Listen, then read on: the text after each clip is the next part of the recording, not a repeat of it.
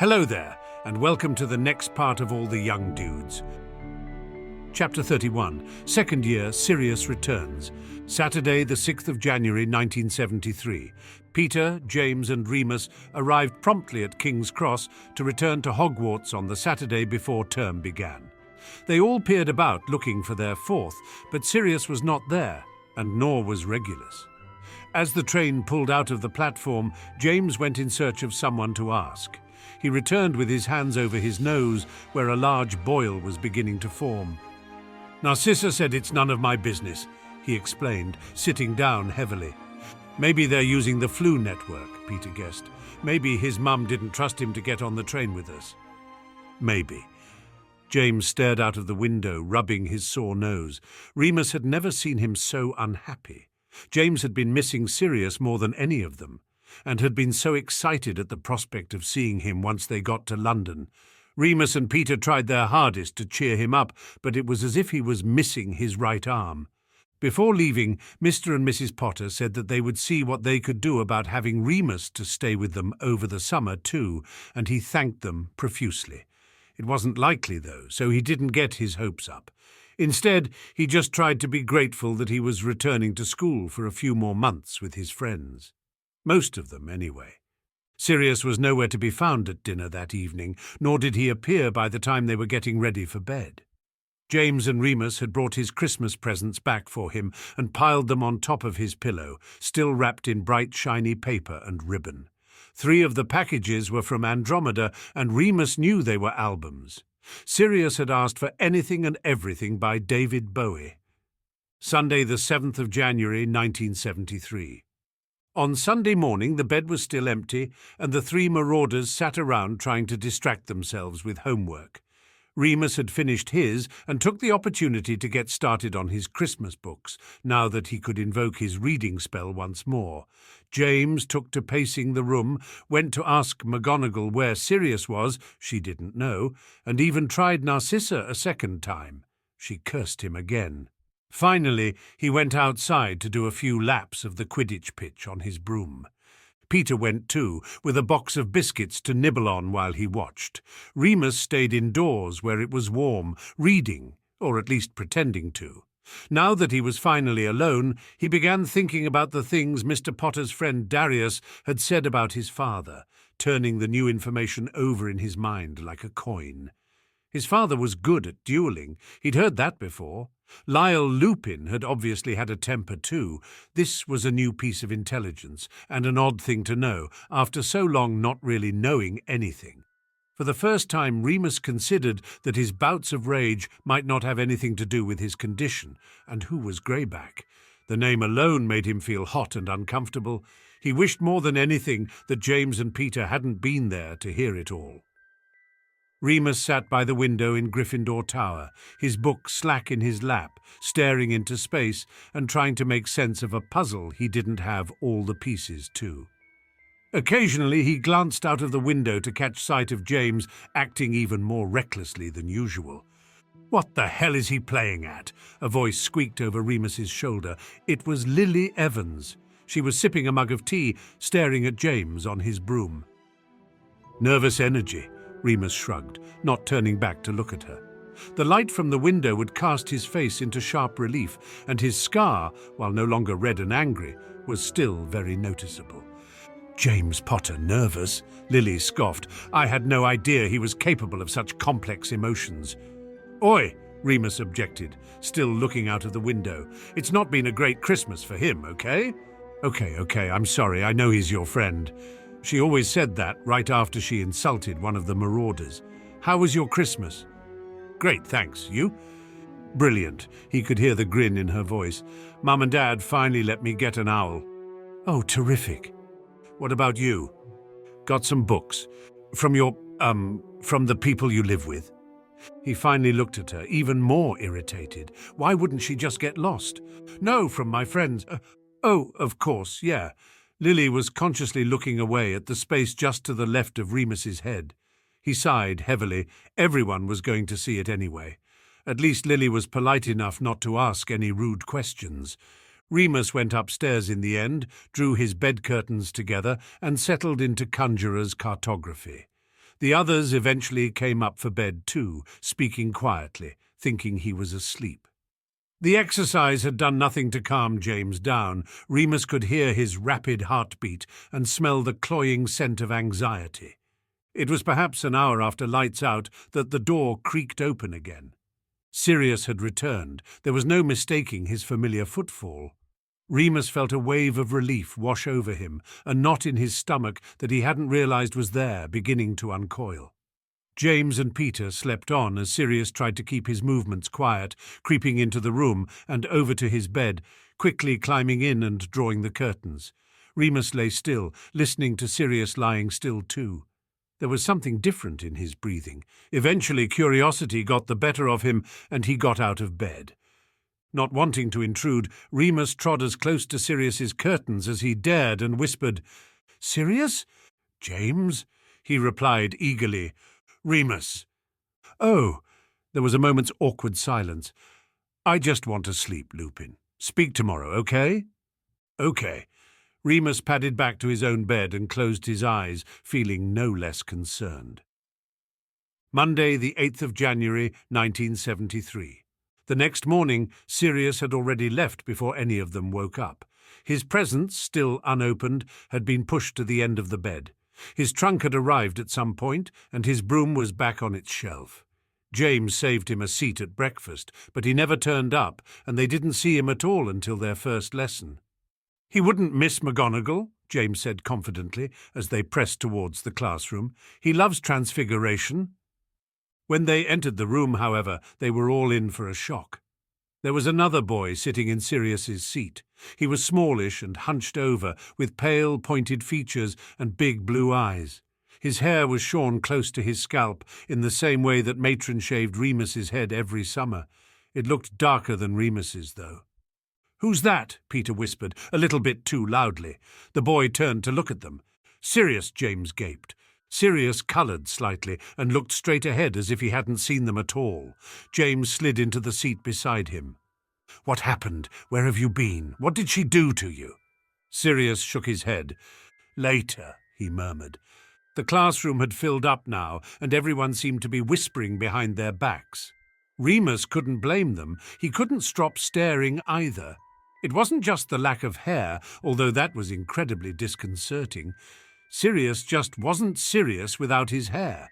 He also had dark shadows under his eyes, and there was not a trace of humour on his lips. "All right, settle down, please." McGonagall entered the room. She glanced at Sirius. Her eyes widened for a millisecond as she recognized him, but she said nothing, addressing the class. "Your end-of-year exams begin in 3 months. Let's see who's been paying attention." McGonagall didn't call on Sirius once to answer a question, though it was usually the only way she could get him to pay attention. Nor did she bother any of the other Marauders, who spent the entire lesson shooting worried looks at their friend. When Transfiguration ended, they packed up their things and followed Sirius hurriedly out of the door.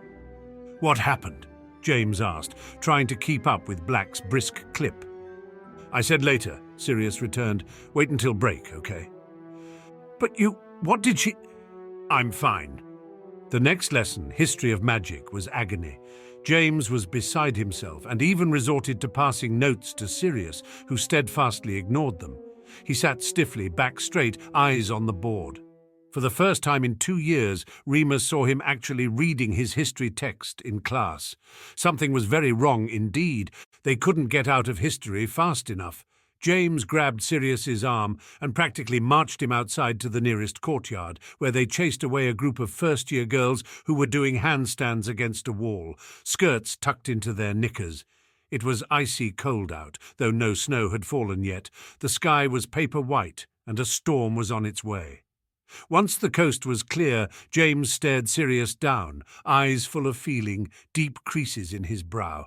"What happened?" Sirius sighed heavily. "What's it look like?" He gestured at his head. Remus had the peculiar feeling that neither of them cared he and Peter were there, that this was between the two of them, like their nightly chats. "Your mum did that." "Well, I didn't do it myself, did I?" he snapped angrily. James didn't react, just kept looking at his friend. That was James's secret. Remus realized. Suddenly, he was always patient, and he never took anything personally. How else could you be best friends with someone like Sirius Black? Sirius was now rooting in his bag and pulled out his red Gryffindor hat, which had so far never been worn. He crammed it over his shorn head. "Bloody freezing," he muttered. "Dunno how you cope, Lupin." Remus shrugged and smiled, pleased to be acknowledged. Sirius leaned heavily against the wall, looking at his feet. "They let me come back," he said quietly. "They almost didn't. One wrong move and they've promised to send me to Durmstrang." James and Peter gasped. Remus made a mental note to ask about it later. Sirius continued. "Didn't get my voice back until Christmas dinner. Had to play my part for that. Everyone was there, all of the Sacred 28, except the Weasleys, obviously. Lucius Malfoy really bloody hates me now, but he had to be really nice to me and Reg slimy creep. Got away with wearing my Gryffindor tie until Mum noticed and vanished it. Then I may have set off a few dung bombs during the fourth course." Peter, Remus and James all winced collectively. "That's why the hair?" James asked again tentatively. Sirius looked up. "She said seeing as the usual punishments weren't having any effect, she'd try something different. I tried to get Pumphrey to grow it back for me, but the old bitch said she wasn't a beautician. Thought I'd done it myself by accident or something." "You could tell her," Remus started, feeling the need to defend the nurse. Sirius shook his head. "Not worth it." "Regulus?" James asked suddenly. "Is he back too? He sent us a note to let us know you got home, but we never heard anything else." Sirius nodded. "Yeah, he's back. Kept his hair, obviously. Dad sorted out a portkey into Hogsmeade. He's still, a bit of a tosser, but he didn't choose to be a Black either. He just plays the game better than I do." He looked past them all, his eyes wide and desperate. Remus felt an awful ache in his chest. "I just wish," Sirius said, but nothing more. The bell rang, and they had to get back to their lessons. Chapter 32. Second Year, Gryffindor versus Slytherin. Everyone in the school knew about Sirius's dramatic new look by the end of their first day back. James and Peter took to walking either side of him through the corridors like bodyguards, shooting glares at anyone who dared snigger or whisper as they passed. "It doesn't look that bad," James assured him, watching Sirius stare at himself in the mirror. They were hiding in the empty second-floor girls' loos during lunch to avoid any more staring. James was lying, Remus thought to himself, and Sirius probably knew it. It looked really bad. He seemed so much smaller.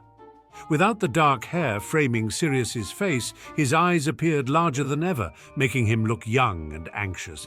The high cheekbones and sharp eyebrows stood out more than ever, giving him a mean, gaunt sort of look.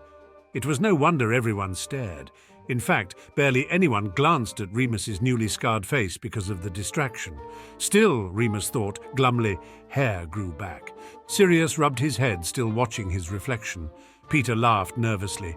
"You look like Lupin." James nodded, eyes darting between the two of them. "Yeah, you do a bit." Sirius looked at Remus, and for the first time since Christmas Eve, Remus saw him smile, that Sirius Black smile. Nothing could ever ruin that. "Oh yeah, I think I see it," Sirius said, still rubbing his head. He reached out and pulled Remus into the mirror's frame so that they stood side by side, staring at each other. "We could be brothers." Remus laughed too, despite himself. Sirius's real brother was waiting outside Gryffindor common room later that evening.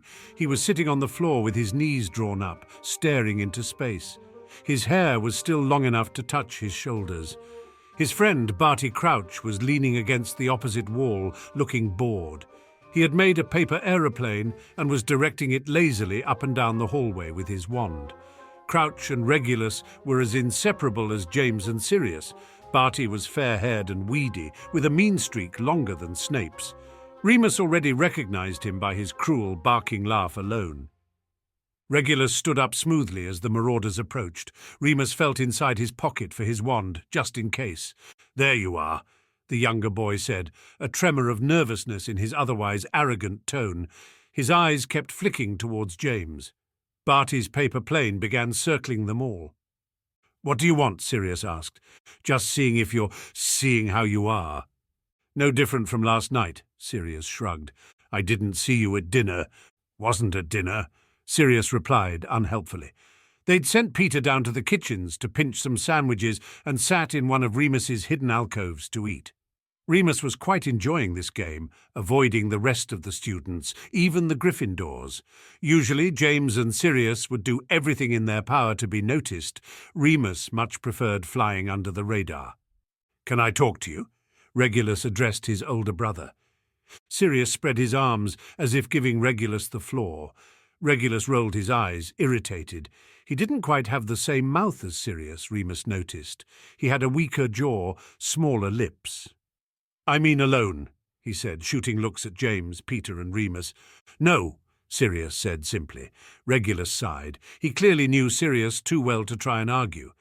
Barty Crouch's paper plane began spinning faster over their heads. Peter was watching its progress anxiously. Fine, Regulus said, folding his arms. I just wanted to let you know that Mother and Father asked me and Narcissa to watch you and report back to them.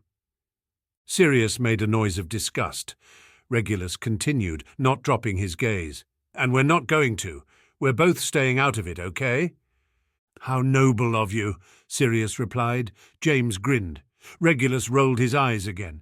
I'm telling you, I'm not your enemy, idiot. Nor is Narcissa. You can do whatever you like. That's between you and our parents. Good. Good. The two brothers continued to stare each other down. If it had been James, he'd have broken into a smile, slapped Sirius on the shoulder, and all would be forgotten. But Regulus was clearly just as pig-headed as Sirius, and couldn't tell when to end a fight. Ow! Peter let out a yelp like a whipped puppy, crouching down suddenly. Barty Crouch had obviously grown bored of the family drama and had decided to dive-bomb the smallest of the Marauders with his sharp paper plane. Crouch was giggling meanly as the place backed up and prepared for its second attack when James pulled out his own wand. Incendio, he said lazily, flicking his wrist in Crouch's direction. The plane, wings now alight, went soaring towards the first-year boy with frightening speed. Crouch let out a cry of anguish, covering his face with his arms as the flaming projectile flew straight for him, only to fizzle out mid-air, crumbling in a pile of ash and cinders inches from Crouch's nose. Let's go, Regulus muttered to his friend, who had gone pale and was staring at James warily. They both set off back towards the dungeons. Narcissa said to tell you good luck for Saturday, Potter. Regulus threw over his shoulder as they turned a corner. James ignored him, following Sirius through the portrait hole. Once they were all in the common room, Remus asked, What's Saturday? Quidditch match, Gryffindor v Slytherin, James replied promptly. Ah, Remus was no good at keeping up with the Quidditch schedule. He only went to Gryffindor matches, and the last one had fallen on the day after a full moon, so he'd missed it anyway. He tended to tune out when the others started talking about tactics and league tables, burying his nose deeper in his book. I hope you thrash 'em, mate, Sirius growled, throwing himself into the nearest armchair. Plan to, James said jovially, sitting on the arm of the chair. As long as she doesn't get the snitch too early, and Marlene's the best beater we've had in years, so... James stopped short, realizing what he'd said. He looked at Sirius. Sirius groaned and stood up. I'm going to bed, he said. Saturday the 13th of January, 1973. It had snowed overnight. If Hogwarts had been any normal school, Remus thought to himself grumpily, they would have called off the stupid match. But no, instead Gryffindor common room was buzzing with excitement, with talk of how these were perfect flying conditions. Peter and Remus spent half the morning trying to cast long-lasting warming spells on James's kit. Sirius had done one of his early morning vanishing acts and was nowhere to be seen. Adil Deshmak, the Gryffindor team captain, made the team eat together at breakfast rather than with their friends. They all sat there looking pale and tired, eating uniform bowls of porridge and fruit. On Deshmak's orders, James was the only one in a good mood, even though they hadn't got the warming spell to work. Where's Sirius? Lily yawned as she took a seat next to Remus, biting into a slice of heavily buttered toast. Dunno, Remus yawned back, hugging his hot cup of tea as if his life depended on it. Sulking somewhere, probably, Peter said bitterly. Remus gave him a sharp look. "What?" The blonde-haired boy frowned indignantly. "He calls me whiny all the time." "He'll be here," Remus said, ignoring Peter. "He wants to see us destroy the Slytherins." Even Lily grinned at this. Despite her usual pleas for inter-house unity, today she was decked out in red and gold from head to toe, just like everyone else. After breakfast, they walked out to the Quidditch pitch together. The Gryffindor quarter of the pitch was bedecked with red and gold flags and streamers, plus 4 large banners displaying the golden Gryffindor lion. Thankfully, someone had also cleared the snow from the benches.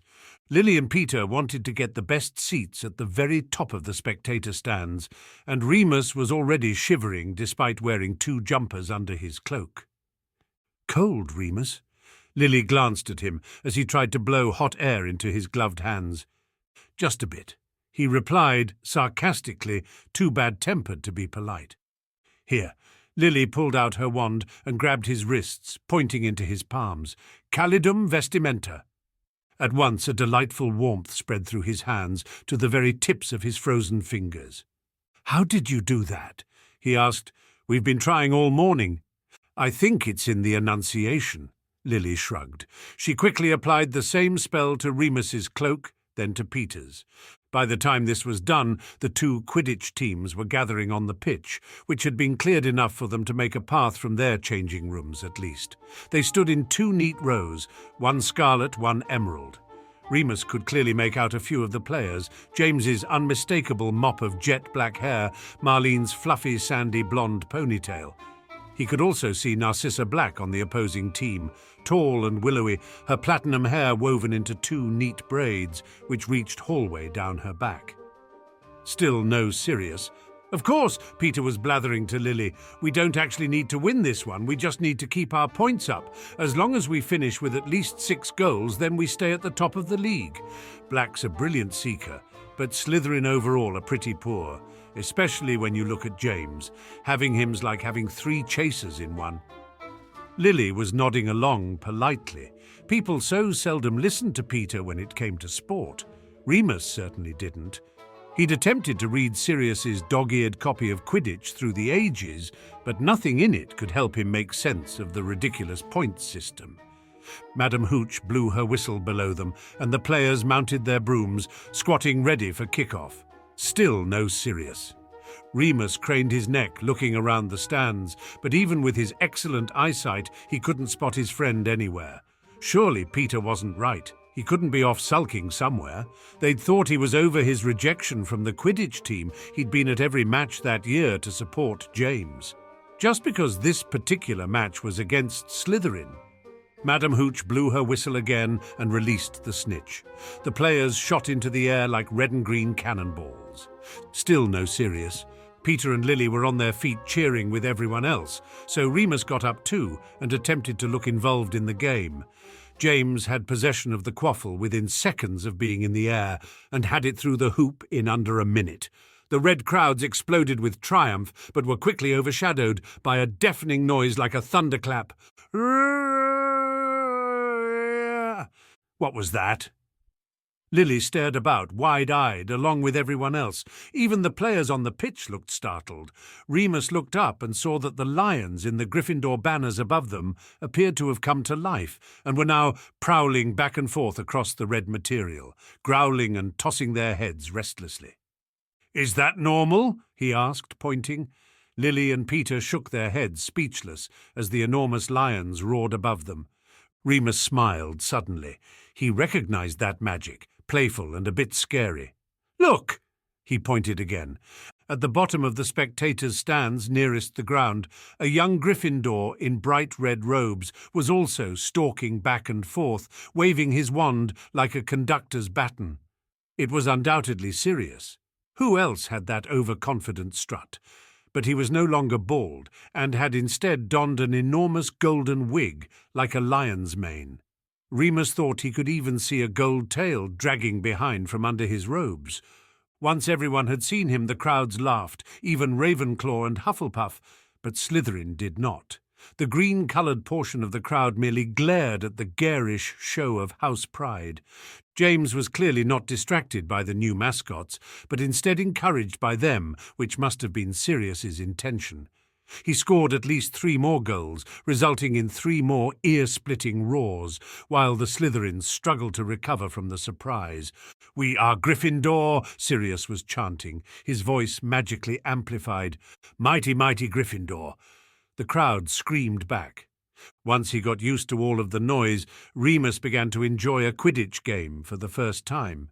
James was like a red blur on the pitch, darting this way and that, though the other chasers were very good too, managing to keep up with his complicated formations and passes. Marlene, bat in hand, was doing a stunning job of not only protecting the chasers and seeker, but aiming bludgers at the other team, Narcissa in particular. Sirius Black, however, was in her own league. She had an elegant, smooth flying style that Remus recognized from Sirius's attempts to teach him formal flying. She was quick and always moving like water. The Gryffindor seeker was following her movements, hoping she would lead him to the snitch, but she kept dodging and making false turns to confuse him, twice sending him directly into the path of a bludger. She wasn't showy like James. She was efficient and ruthless. Gryffindor had a 100-point lead when Narcissa finally saw the snitch. Remus noticed the moment she caught sight of it. Her posture changed. She didn't look away even once. She hovered for a few moments, glancing behind her to see where the Gryffindor seeker was. He was hanging back, unsure what she was planning. At that very moment, Maisie Jackson, one of the Gryffindor chasers, scored another goal, bringing Gryffindor's score up to 130 against Slytherin's 20. The Gryffindors went wild, and Sirius waved his wand even more enthusiastically. The lions not only roared this time, but leapt clear through the banners, out into the winter air, where they became strange golden shadows striding across the pitch. The Gryffindor seeker dived to dodge them, clearly terrified, though they vanished just above his head. "No, you idiot!" Sirius's voice echoed over the cheering. It was too late. Narcissa had taken advantage of her opponent's distraction and scooped up the snitch. She flew above the crowds, holding it aloft triumphantly. The Slytherin crowd finally burst into applause, sending up green and silver sparks, cheering, "Black, black, black." Of course, this was highly confusing, as the Gryffindors were also chanting, "Black, black, black," as Sirius took his bows before the crowd. James swooped down to land beside him and ruffled his friend's ridiculous mane as the crowd now chanted, "Potter, Potter, Potter!" "Oh well," Peter grinned up at Remus. "We lost, but we're still tied with Ravenclaw in the league table, still going through to the final." Remus couldn't care less. Afterwards, they poured onto the pitch to congratulate their team. Remus and Peter both punched Sirius playfully. "You never told us. We could have helped." Sirius just smirked and tossed his glorious golden hair. "Sirius!" A thin, cold voice broke through the crowd. They all turned. Narcissa was striding towards them, still in her billowing emerald robes, a bright silver medal hanging around her neck that made Remus shrink back behind Peter. Sirius stood to face her. She gave him an unexpected smirk. "Take off that obscene wig," she said sharply. He complied, rubbing his bare head self-consciously. Narcissa pulled out her wand with one sweeping motion and tapped his head. "Cresseur." The Marauders and the crowd of Gryffindors around them all gasped. Sirius' hair began to grow, like black water tumbling from his head, until it was back to its usual length. "What the—" Sirius grabbed his head. Narcissa grinned, showing rows of pearly teeth. "That's for your help in ensuring a Slytherin victory." With that, she turned, silver plaits whipping around, and flounced off towards her own team.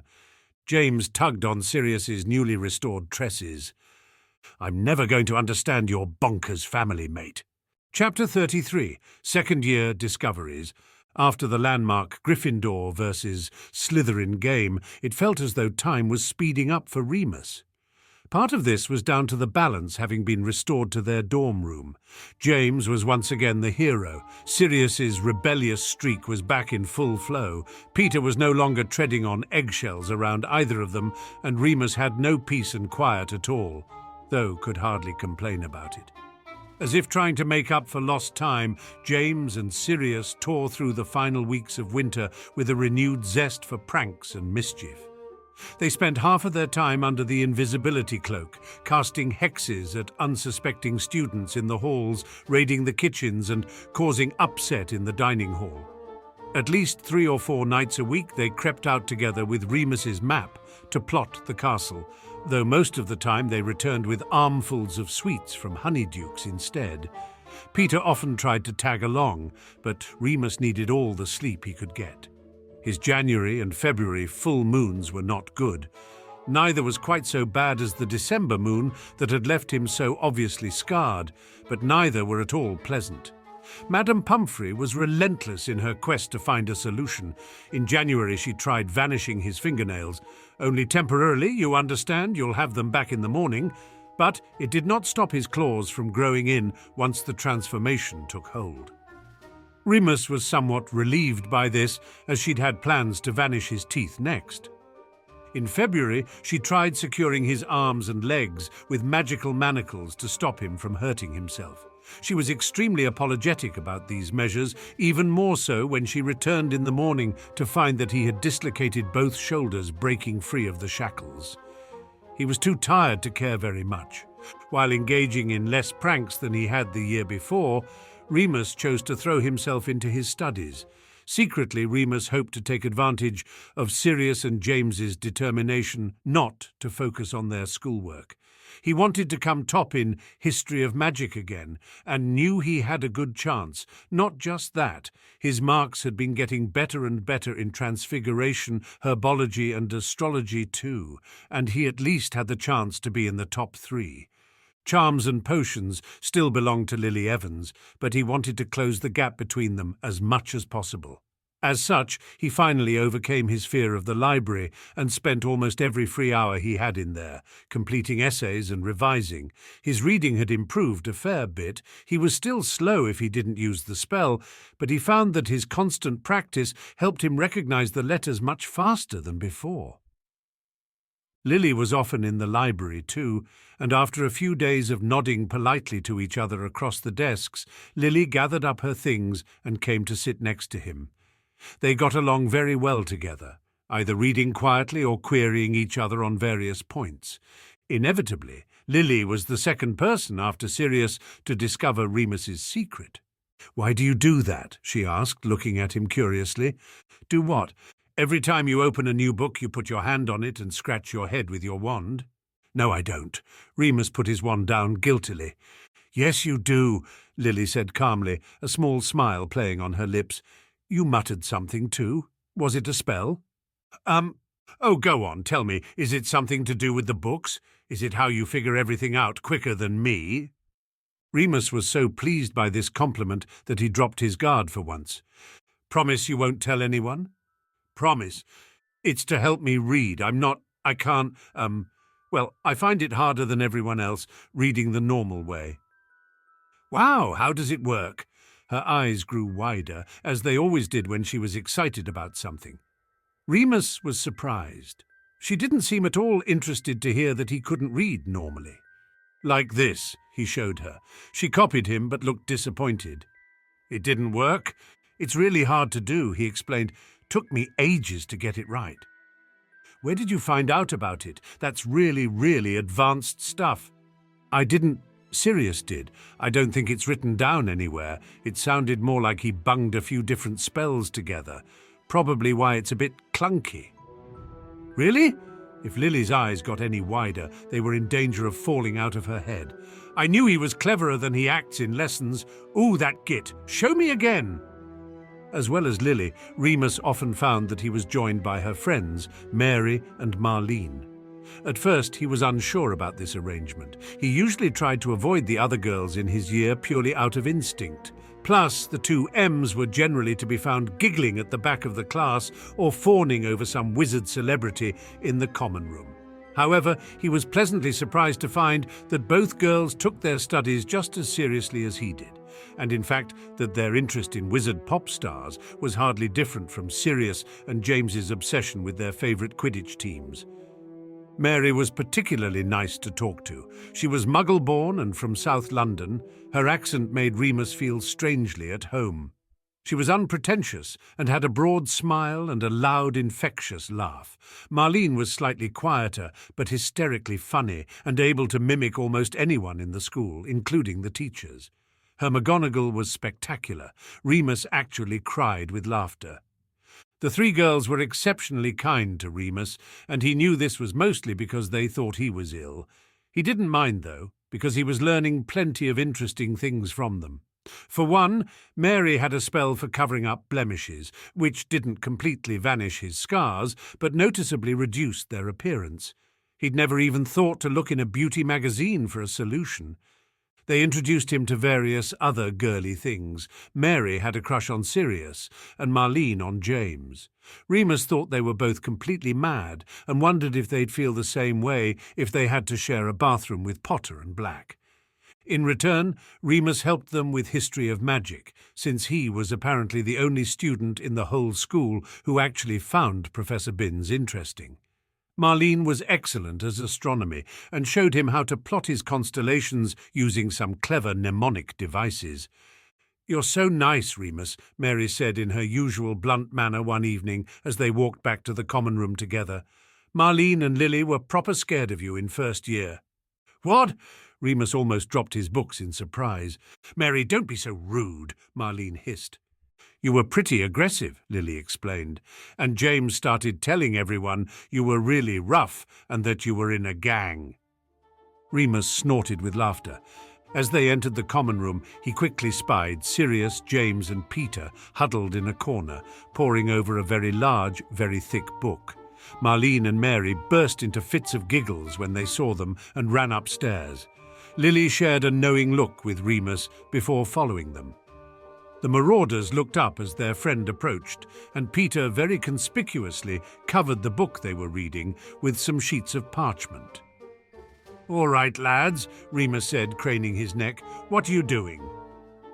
"Nothing," James said brightly. "Where have you been?" "In the library," Sirius stated, before Remus could even open his mouth. "With his fan club." Remus smirked. "Piss off, Black, I know when you're jealous." He had elected not to tell his friends that Marlene and Mary fancied them. Their egos might not be able to handle much more inflating. Anyway, he didn't want to change the topic. "Seriously, what you hiding there?" All three looked at each other guiltily, and Remus felt a sting of hurt. They were all up to something without him. He ought to have known. He supposed it was only fair. He had refused to take part in any pranks for so long that now they didn't want to include him at all. "Your birthday!" Peter suddenly burst out. "It's coming up."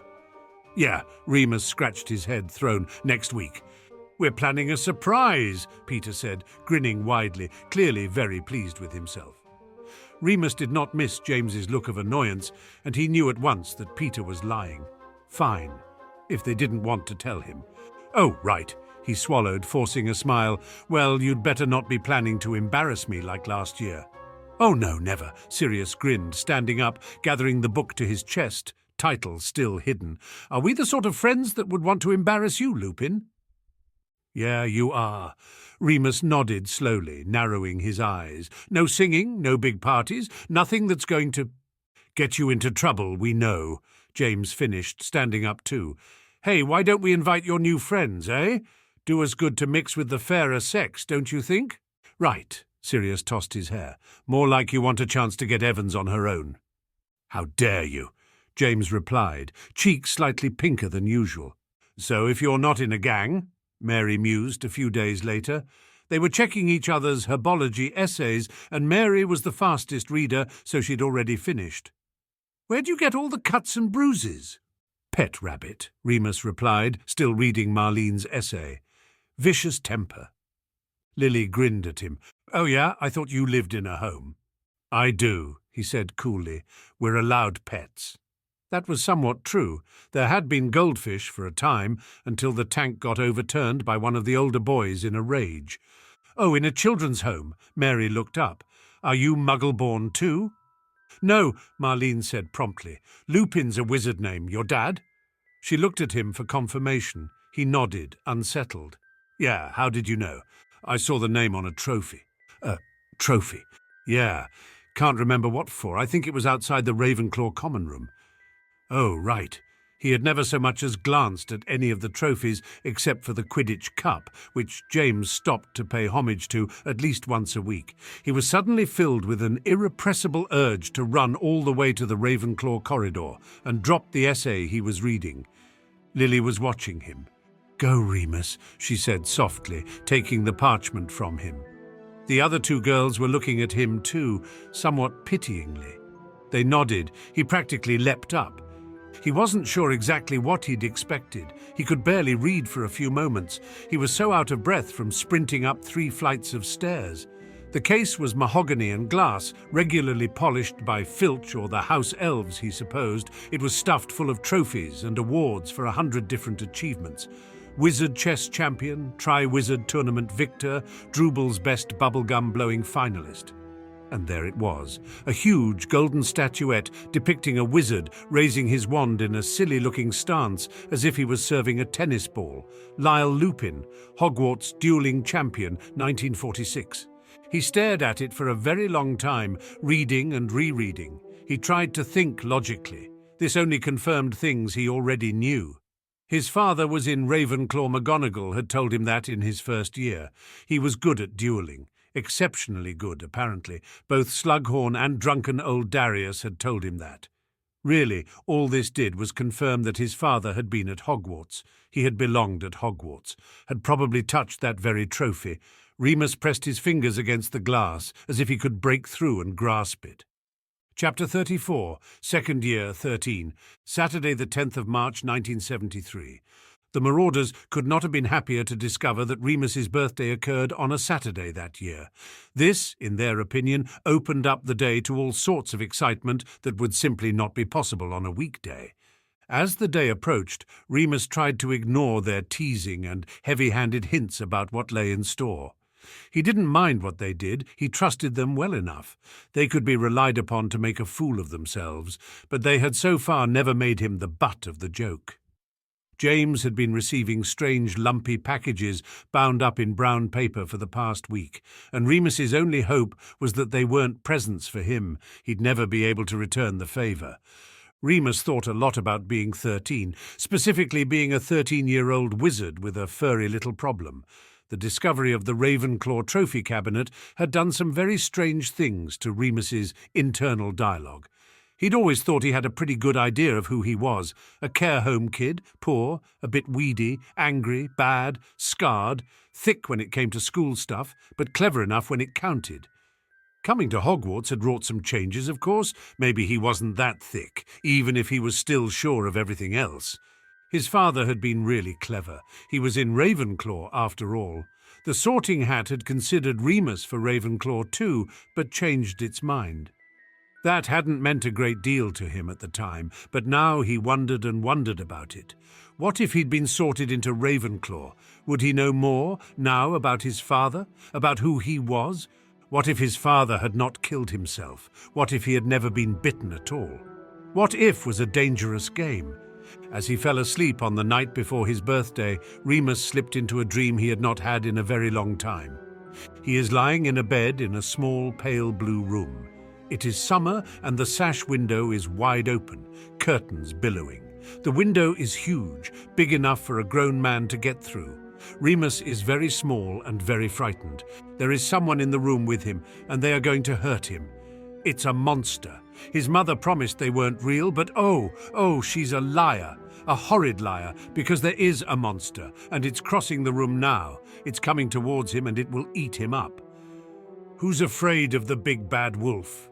He scrunches his eyes shut and ducks under the covers and trembles and sobs. Then there is nothing solid, nothing real. He is in pain. There is so much blood and so many tears and an awful lot of noise. He just wants to sleep. Another man looms over him, tall and slender and worried. "Daddy! Lumos Maxima!" Remus started awake with a jolt, nearly crying out. The dorm room had filled with bright, unnatural light. It sliced through his bed curtains, making him squint. He just had time to wipe the tears from his cheeks before Sirius and James ripped back the heavy drapes, chanting, "Happy birthday, Lupin. It's still dark out, you pricks." He squinted, rubbing his eyes and sitting up. He tried to will his heart to stop pounding so hard. "It is precisely 1 minute past midnight," Sirius said, "and therefore officially your 13th birthday."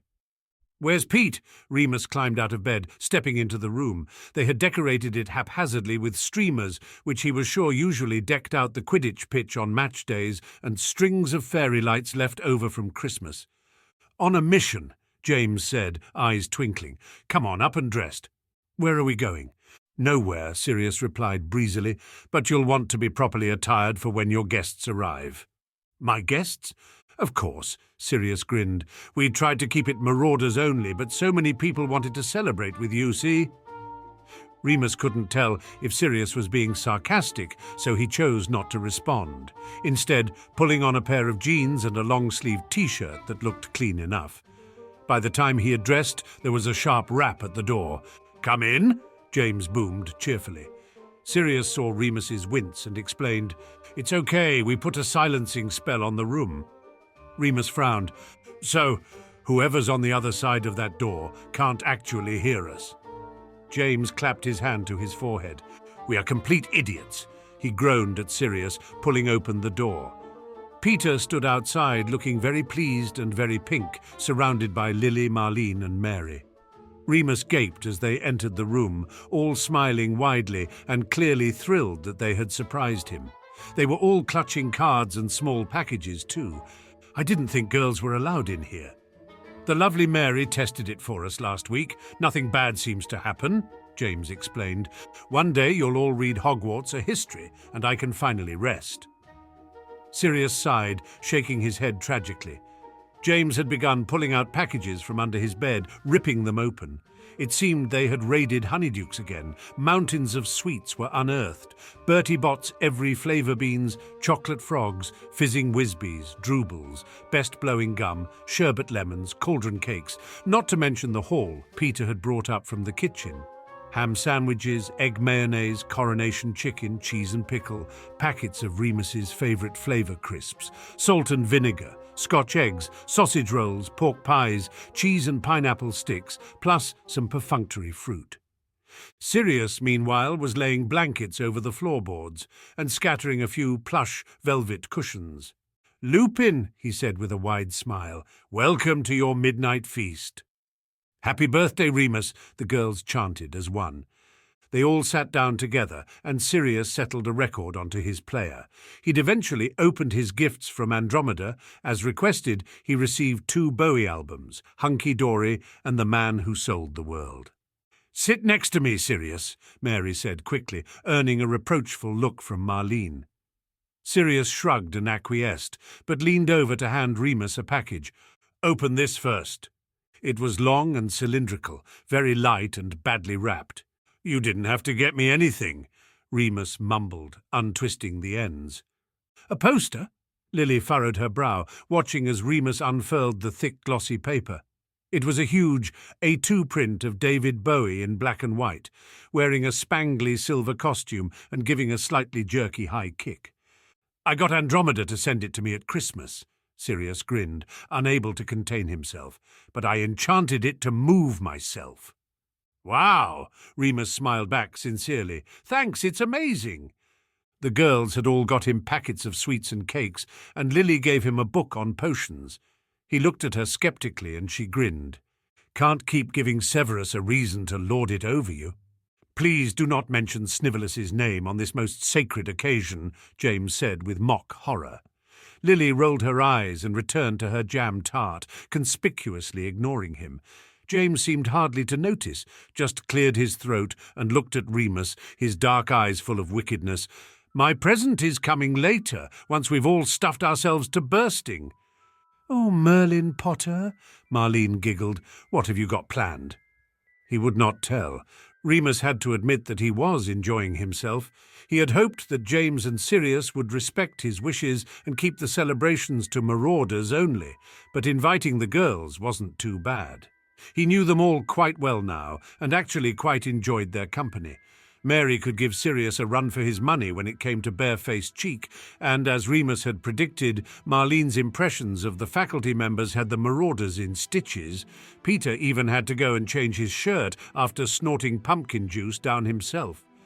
"Starting to see why Remus has been abandoning us for you lot," James said at about 1:30, wiping tears of laughter from the corners of his eyes.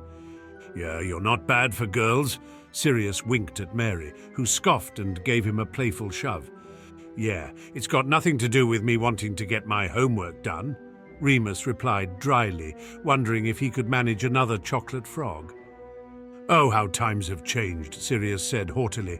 "You'll all be laughing on the other sides of your faces when Remus beats you all in our exams," Lily quipped. "Pa!" James got up, stretching elaborately as if about to perform some great feat. "Exams! We Marauders have higher concerns. My dear Mr. Black, Mr. Pettigrew." He made a sweeping gesture towards the dorm window. "Shall we?" "By George!" Sirius stood abruptly. "Is it time?" James closed his eyes solemnly and nodded. "Indeed it is." "Then make haste!" Peter cried, standing up too. The girls shot nervous glances at each other, and then Remus, who could only shrug to show them he had no idea. Sirius, Peter and James went to the window, flinging it open. They were fidgeting from excitement, lack of sleep and too much sugar, and kept snickering like naughty children. "Come on," Peter beckoned the others hurriedly. "You'll want to see." James had produced a collection of bright red objects, which looked like a cross between space rockets and stick of dynamite. His arms were full, and so were Sirius's. "Are those—" Marlene scrunched up her nose. "Not Dr. Filibuster's?" James just gave a maniacal smile. "Oh no," Lily said. "We're not supposed to. You'll wake up the whole castle." "Get lost if you don't like it, Evans," Sirius snapped, handing a few rockets to Peter. "You promised not to spoil anything." "Remus," Lily turned to him, "tell them they'll listen to you."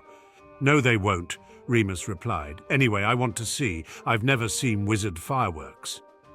"You're in for a treat," Sirius winked. "How many do you need?" Mary stared, sounding impressed. 13, obviously. "You're all going to get in so much trouble." "Oh, stop being such a goody-goody, Lil." Marlene threw her arm around the redhead. "We won't let any of you girls get in trouble," James said, sincerely, his glasses slipping down his nose as he struggled to keep control of his cargo. "Don't worry." "I'm not worried." Lily folded her arms defiantly. "I just think you're all being—" Oops! Bang! Peter! They all leaned out of the window to see the rocket Peter had dropped tumbling down to ground in a torrent of green and gold sparks. "Sorry." Peter looked sheepish. Sirius laughed. "No, great work. Now we've started, we may as well continue, eh?" And he began to hurl his own fireworks out of the window, clear into the night air. James and Peter quickly followed suit, and soon enough even Lily had forgotten to be annoyed as they all stared in awe at the spectacular display lighting up the starry sky. The fireworks went on much longer than Muggle ones, some bursting 10 or 12 times before fizzling out. They changed colours from red to green to purple to orange, twisting and curling in various shapes, eventually spelling out, "Happy 13th birthday, Remus."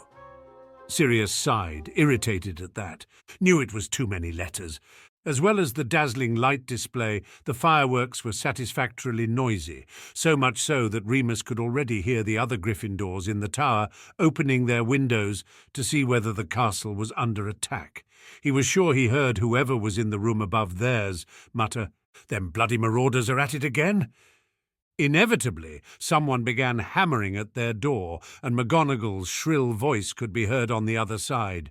"Potter! Black! Don't think I don't know you're behind this. Open this door."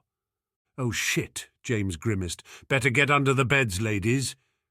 Once they had all been thoroughly reprimanded, promised 2 months of detention and letters home to all of their parents, McGonagall, who was a sight to behold in her red tartan nightie, left them, and Marlene, Lily and Mary reluctantly returned to their own dormitory. It was 2 o'clock in the morning by then, and the boys decided it was finally time for bed. "Happy birthday, Remus," Peter called out, followed by a loud yawn. Remus smiled to himself in the dark, his cheeks almost aching. "Yeah," Sirius yawned back. "Happy birthday, Remus."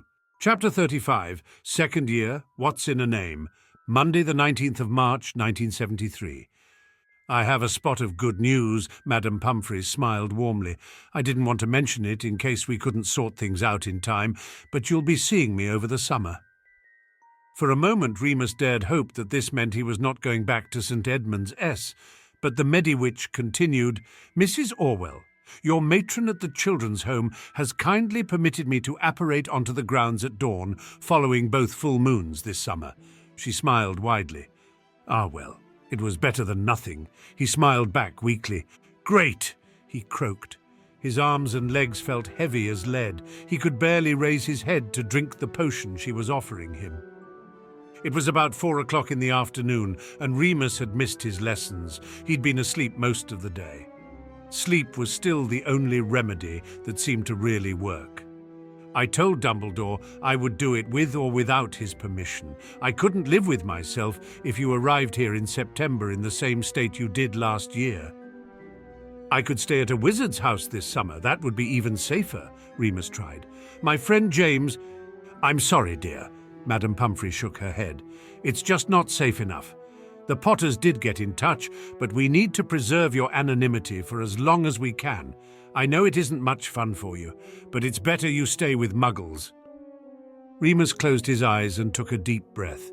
It would only be 2 months, and the summer was still ages away. Stay positive. Stay positive. A sudden clattering noise at the end of the ward jerked Remus out of his meditative chant. Madam Pumphrey frowned and turned to look around Remus's bed curtain. Mr. Pettigrew, she shouted, what do you think you are doing? Sorry, Madam Pumphrey, we were just... Pick those bedpans up right now and put them back in the cupboard, and you can wipe that smirk off your face, Mr. Black. Give him a hand. Hiya, Remus. James peeked around the curtain. Sorry about all the noise. Remus grinned, trying to sit up. It's okay. Lie down, Madam Pumphrey chastised. You've had 3 broken bones, you silly boy. I'm feeling much better. Crash. Mr. Pettigrew, what did I say? Madam Pumphrey disappeared, looking very cross. James slumped into the chair beside Remus's bed. Ready to go? He asked casually. Remus could always count on James not to treat him like an invalid. If she'll let me, Remus nodded to the curtain Pumphrey had vanished behind. How was the match? Smashed it. James nodded enthusiastically, dropping the snitch into Remus's lap. He ran his fingers through his hair as if to regain that feeling of having just touched down. Made one of the Ravenclaw beaters cry. How nice. How was, your night? Fine, Remus replied dryly, twisting his mouth. They didn't often talk about the full moons, and Remus was pretty glad about that. He didn't like the idea of them knowing too much. Pain was a personal thing. 3 broken bones, did she say? Yeah, all fixed now, though. She's amazing. Only takes 1 spell. Muggles have to wear plaster casts for weeks and weeks. Weird. Remus! Sirius whipped back the curtain. You're alive! He fell dramatically at the foot of the bed. I was convinced she was trying to cover something up. The old bat wouldn't let us come over. Don't call her that, Remus replied irritably, and don't call me that. But you wanted a nickname, Sirius said, sounding affronted as he climbed back to his feet. Peter appeared, looking sullen with his hands in his pockets. No, I didn't, Remus frowned. When did I ever say that? Last year, Sirius said quickly. Almost exactly a year ago, you said you wouldn't mind being called anything as long as it wasn't Loony Lupin. God, you've got a memory like an elephant. Remus rolled his eyes. Anyway, he lowered his voice in case Madam Pumphrey was lurking nearby. The whole point of having a nickname was so no one knew who wrote the map. I don't think Remus is going to fool anyone. He's got a point there, James said wisely. As much fun as it's been. Fair enough, Sirius heaved a sigh. But can we call you Remus until we come up with something better? No. Boring. Sirius cast around for something else to say, conspicuously avoiding looking at Remus's bandages. So, are we getting out of here, or shall I settle down for a rousing game of Snap? He's not going anywhere, Madam Pumphrey bustled in. I'm keeping Mr. Lupin in for observation overnight.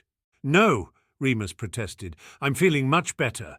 He always said that. It wasn't usually true, but he knew he would start to feel better eventually, and it didn't much matter whether he was in the hospital wing or not. I'm not being deliberately unkind, Remus, the nurse sighed. This is for your health. I'll go straight to bed. We'll look after him, James said earnestly, standing up.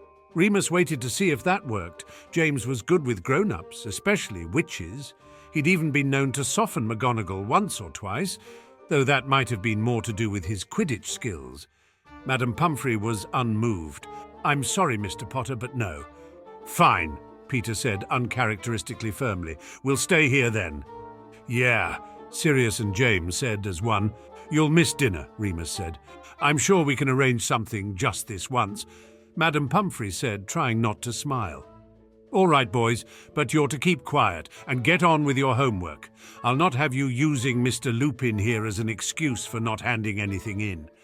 With a wave of her wand, 3 more chairs appeared out of thin air, along with a long pinewood desk, complete with inkwells for their quills.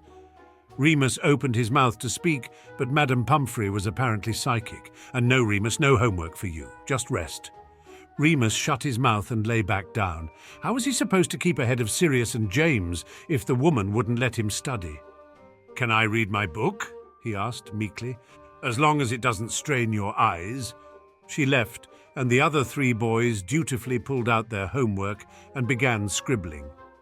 Remus craned his neck to try and see what they were working on. He was all up to date with his, but had been doing some extra reading in charms in an attempt to defeat Lily in their upcoming exams.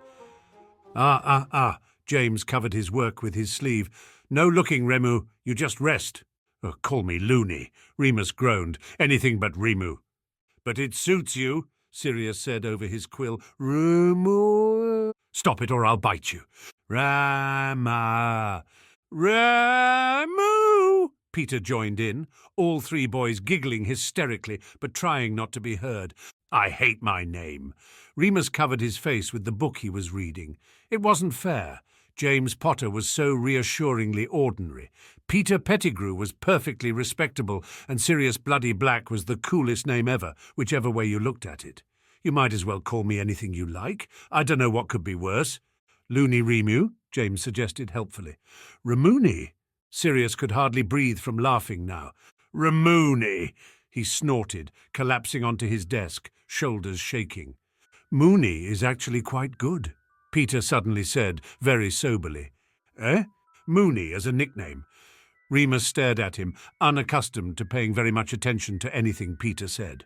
He thought about it, rolling the name around in his head. It sounded like loony, but it was nowhere near as horrible. I don't hate it, he said finally.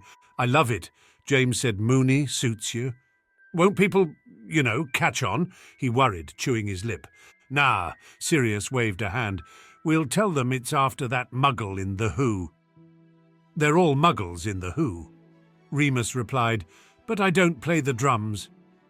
You like hitting things? Sirius shrugged. Thanks. No problem, Remoony. Some hours later, after Madame Pomfrey had brought them all dinner, James had left for Quidditch practice and Peter for a detention.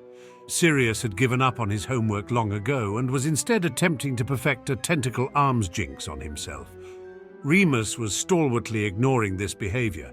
He knew that Sirius was pronouncing the incantation all wrong, with the emphasis in the wrong place.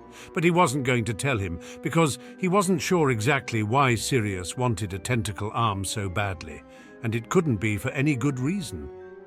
Eventually, bored, Sirius leaned back on his chair, feet propped up on Remus's bed. What you reading, anyway? The Epic of Gilgamesh, Remus supplied, turning the page. He was nearly at the end, and his reading spell was waning, if Sirius would just leave him alone for 5 more minutes. What's it about? It's yours, he said, surprised. I got it off your shelf. Oh, one of the muggle ones? I haven't read many of them, to be honest. They were my Uncle Alphard's. Right. So what, Black? What's it about? A man called Gilgamesh. Okay, you have to agree that's a worse name than Remus Lupin. Remus chuckled. Yeah, all right, it could always be worse. So tell me about this goulash bloke. Gilgamesh, he was a king a long time ago. See, now I'm hooked. That's how all good stories start. Sirius cupped his head in his hands, staring at Remus as if he was a professor teaching Sirius's favourite subject. No, you're just putting off your astrology essay. Perfect. I'll copy James's. Sirius waved a casual hand. Tell me more, O Keeper of Knowledge. I've read to you plenty of times. Remus sighed, putting down the book. There was no getting out of it when Sirius was in this sort of a mood. Gilgamesh was a king. Yes, a long time ago you've established that. Look, shut up or piss off. Okay. Sirius held up his hands in surrender. Carry on. So he was a king, but not a good one. He wasn't fully human. He was 2/3 god, so he was stronger than everyone else, and his people were frightened of him.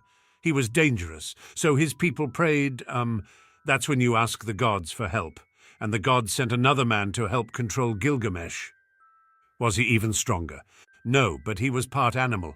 So this beast man killed Gilgamesh? No.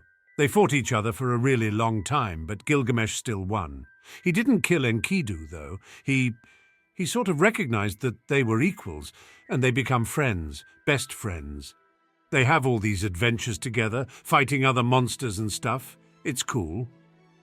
I want to know more about the beast man. Enkidu. He was master of the animals, and he was happy living in the wild, but then, after he's sent to control Gilgamesh, he can't ever go back to nature, so he never really belongs. But he had his friend, right? Yeah, but, well, I don't want to spoil the ending for you. It's okay, I hardly ever read Muggle stuff. You're missing so much, Remus exclaimed. Well, okay then, Enkidu dies. What? Yeah, it's sort of sad. He was my favorite character too. But why? To teach Gilgamesh about death, I think. Before Enkidu, he was too arrogant to believe anything could hurt him. But after he loses him, he realizes that he's not the master of everything. No one can control death. That's a really depressing thought, Mooney. Remus shrugged. It had all seemed pretty straightforward to him. Chapter 36, Second Year, Love and Marriage, Friday the 20th of April, 1972. Still don't know what I was waiting for, and my time was running wild. A million dead-end streets, and every time I thought I got it made, it seemed the taste was not so sweet. So I turned myself to face me. But I've never caught a glimpse of how the others must see the faker. I'm much too fast to take that test. Remus loved hunky-dory more than anything. It was by turns bright and happy, then dark and introspective. He felt that David Bowie must have some superhuman insight into his soul. Even if he didn't always fully understand the lyrics, he felt as though they somehow made sense. He hummed the tune to changes quietly under his breath as he walked up and down the dark library shelves, his wand lit for a better look. He really ought to be catching up on potions. But Lily had offered to help him over the weekend, and he'd already been revising Transfiguration all day. It had taken that long to turn an old top hat into a rabbit and back again. Remus finally found the shelf he was looking for, the British Wizard's Guide to Nuptial Laws, 1700–1950. He hoped that would be recent enough. It was huge, and he had to get up on a stepladder to reach it. Stretching, Remus just about had purchase on the dusty old leather cover and was about to pull it down towards him when another hand reached up and grabbed his wrist. Yelping, Remus yanked his hand back and almost toppled off the stool, coming face to face with Narcissa Black. "Ugh, it's you," she said distastefully. She was a head taller than him, so they came about level as long as he kept his balance. She did not release his hand. "Give me that." "No, I had it first," he replied, still trying to pull away. She had an iron grip. "Go away, little boy. What could you possibly want this for?" She gave him a hard shove, and he toppled backwards, landing painfully on his backside. Narcissa smiled down at him, victorious, holding the heavy tome. He scowled. "What do you want it for?" "That's none of your business," she breezed, tossing her pale hair out of her eyes in a manner eerily similar to Sirius. She turned and began to walk away between the gloomy stacks. Remus scrambled to his feet. "Wait," he said, trying to keep his voice down so that Madame Pince didn't throw him out again. "Oi, Narcissa, wait!" He tugged her robes. She spun around with furious eyes, her wand raised. Remus instinctively grabbed his own wand just in time. They both stood like statues for a few moments. He knew that she had cursed James and Sirius on several occasions, and that the whole Black family knew all sorts of dark magic. But at the same time, Remus had never cursed a girl before, and it felt wrong. "I just wanted to know," he said carefully, choosing his words, "if it was anything to do with you and Sirius, the engagement thing." She lowered her wand slowly, regarding him with suspicious interest. "So he's told you all about that, has he?" She raised an eyebrow, which was still as inky black as her natural hair colour. "Yes, little boy, that's exactly what I need it for. You don't think I want to be married to that whiny little blood traitor, do you?" Remus just shrugged. The truth was, it hadn't actually occurred to him how Narcissa felt about any of it. He'd been so focused on helping Sirius that he hadn't considered whether anyone else might be working on exactly the same problem. Narcissa sighed impatiently. "Well, I don't, and I'm not expecting my brat of a cousin to come up with a solution any time soon, so here I am." She didn't sound angry anymore, just bitter. Now that he was closer to her, Remus could see that she had dark rings under her eyes. "I want to find a solution," he said, tilting his chin up to meet her gaze, wishing he wasn't shorter than her. "I've been trying anyway." "Ha!" Narcissa laughed humorlessly. "A second year? And what have you come up with, HM?" She tapped her black patent heel on the dark floorboards. "Well," Remus swallowed, "not much, nothing good enough yet, unless you were already married." "I've thought of that," Narcissa snapped. "I'm not of age yet, I can't. I'd have eloped with Lucius the moment they proposed this ridiculous engagement, but I'm not 17 until October." "Right," Remus nodded, surprised to hear this. "And it can't wait because of the betrothal ceremony this summer, right?" "Correct." She was looking at him with slightly less venom now, as if she found the conversation amusing rather than irritating. "But I was thinking, what actually is the ceremony?" he asked, feeling braver. "What do you and Sirius have to do?"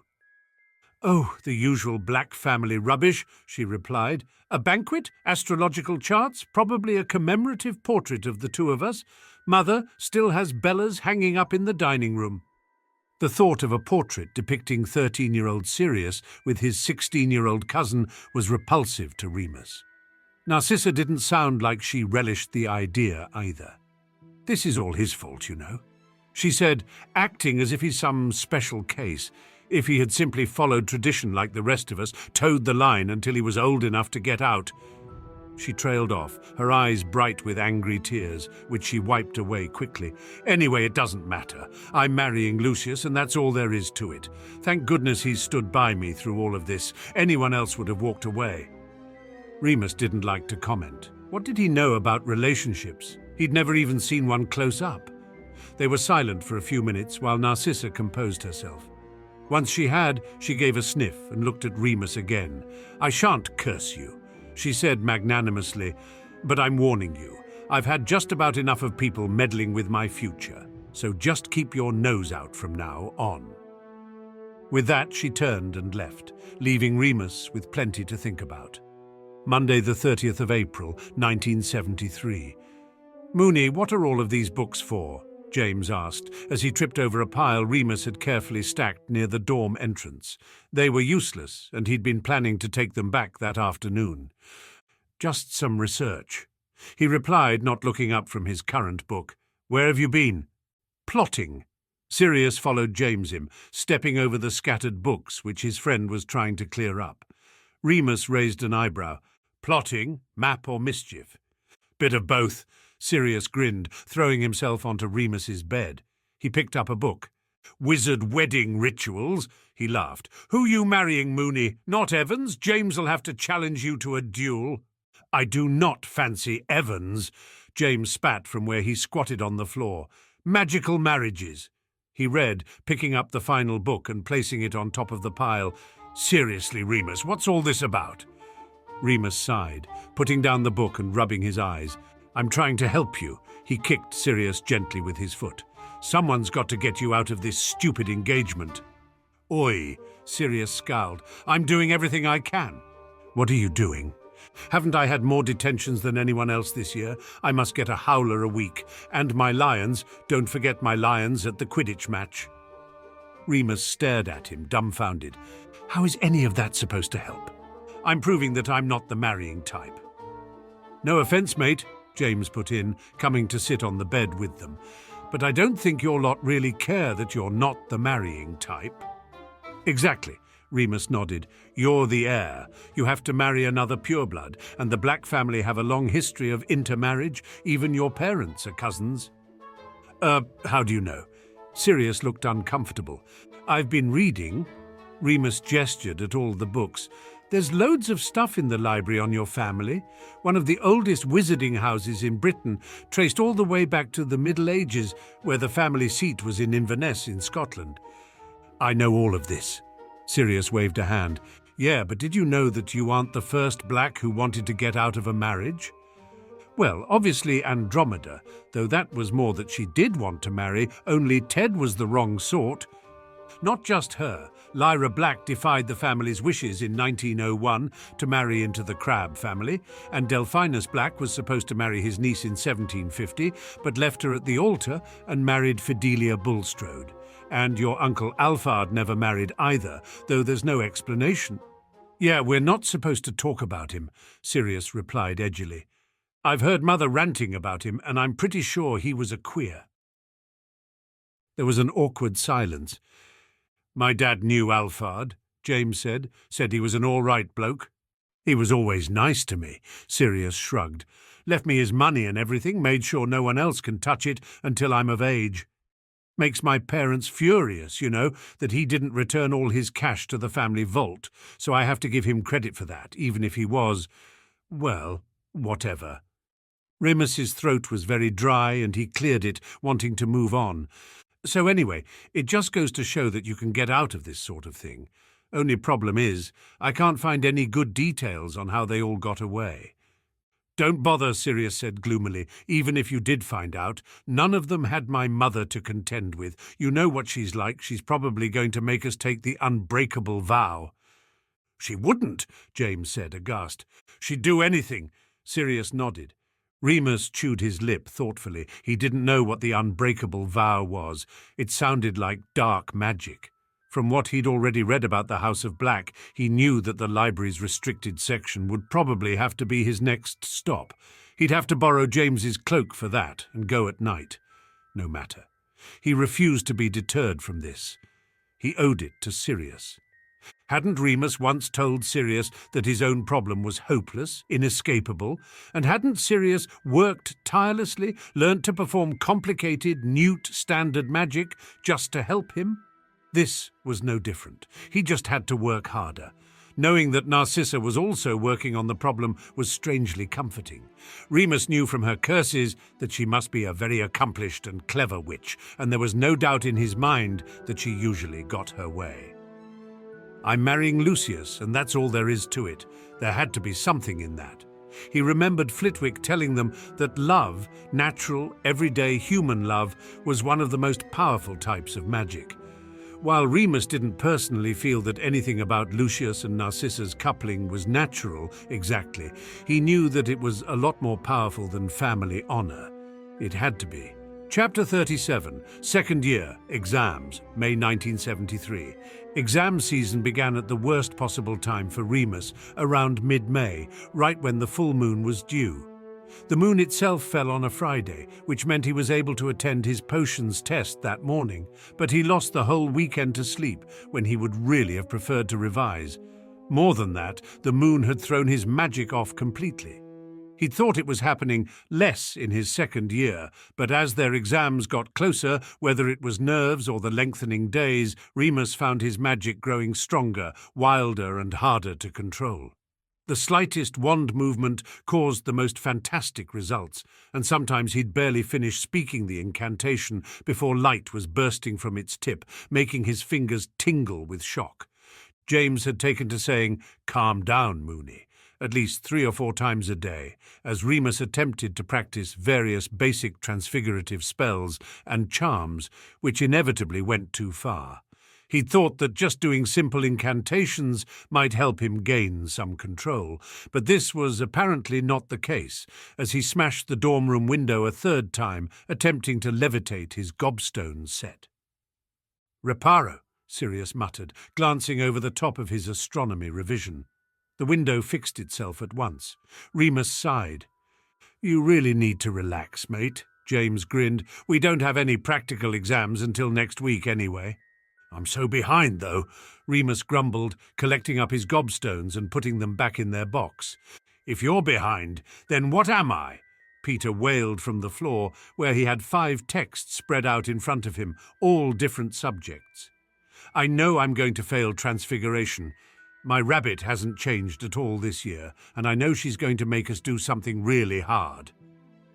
At least you're good at potions, Remus shot back. And herbology, I can't ever remember which leaves mean what. You beat me on our last herbology quiz, James reminded him. And you've got us all by the bollocks when it comes to history of magic. I've been copying your homework all year. But you're best at Remus started, but was interrupted by a loud thump as Sirius threw his astronomy book to the floor. Will you all shut up? I'm trying to revise, he yelled, standing up. Like a bunch of old women nattering. I'm going to the library. He pulled his satchel over his shoulder and stormed out of the room. They sat in silence for a little while. Peter, gnawing his lip, looked on the verge of tears. James sighed. Ignore him. He's just in a mood because he has to go home soon. Not that I blame him, he added quickly. Parents like that and all. Suppose, Remus shrugged, though he didn't think it was a good enough excuse, really. It wasn't as if he, Remus, was much looking forward to the summer holidays either. All right, fine. He didn't have to marry his cousin or attend weird, stuffy banquets, but nor did Sirius have to be locked up in a cell once a month, or hide from much older, rougher boys whose greatest delight was shoving your head in the bogs. He's not staying with you again then, James? Peter asked nervously, probably quite looking forward to a Sirius-free summer, as it meant he would have James all to himself. Nah, James replied, sounding much less cheerful at the prospect. He's got an open invite, obviously. You all have, he eyed Remus, but we don't reckon it'll happen after the fiasco at Christmas. He thinks he'll be locked up completely until the betrothal ceremony. Remus felt a pang of guilt in his chest. He still hadn't come up with a workable solution to that, and between revision and the full moon, he hadn't even thought about it properly in 2 weeks. Judging by Narcissa's behaviour in the halls, hexing anyone who so much as looked at her sideways, she had not fared much better. Well, if he keeps acting the way he does, he'll lose more than his hair next time, Peter said primly, sorting through his notes. What did you mean? James frowned, sitting up. Saying it's all his fault? No. Peter looked alarmed at James's tone. No, I just mean, well, you know the other day he packed all those Gryffindor house banners in his trunk.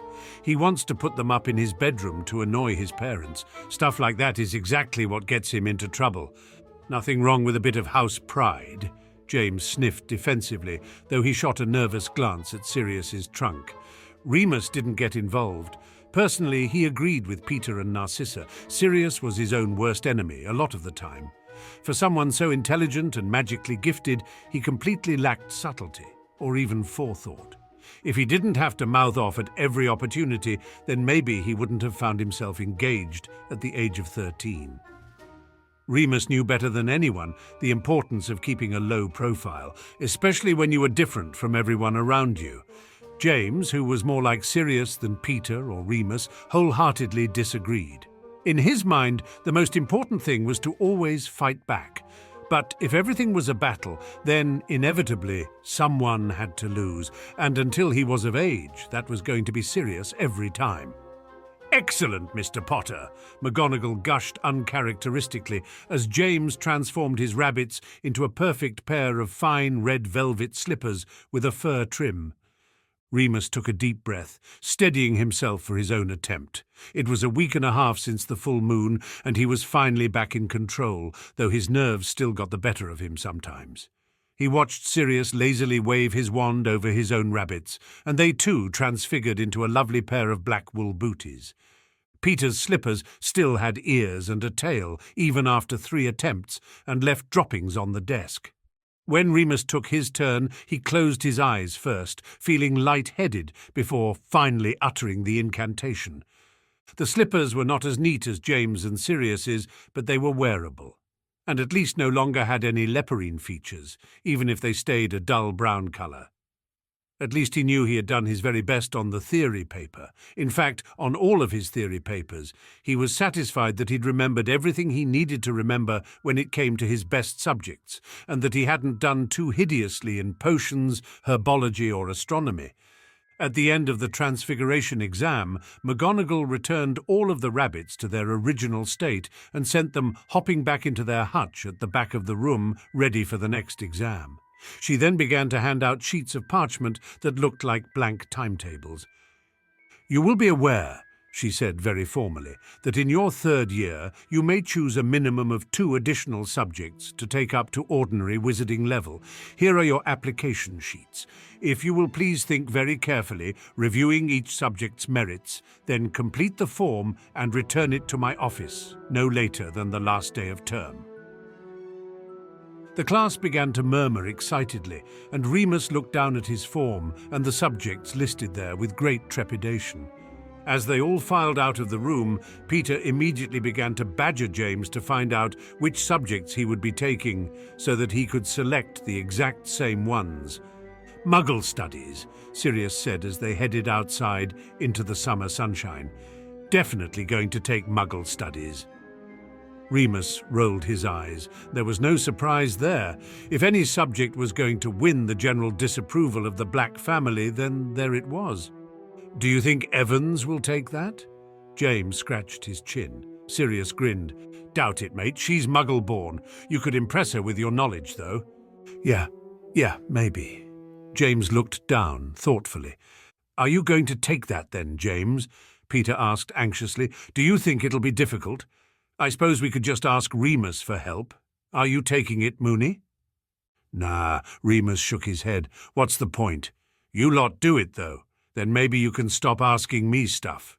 He secretly wished that there was a wizarding studies subject he could take, so he didn't have to feel quite so out of his depth all of the time.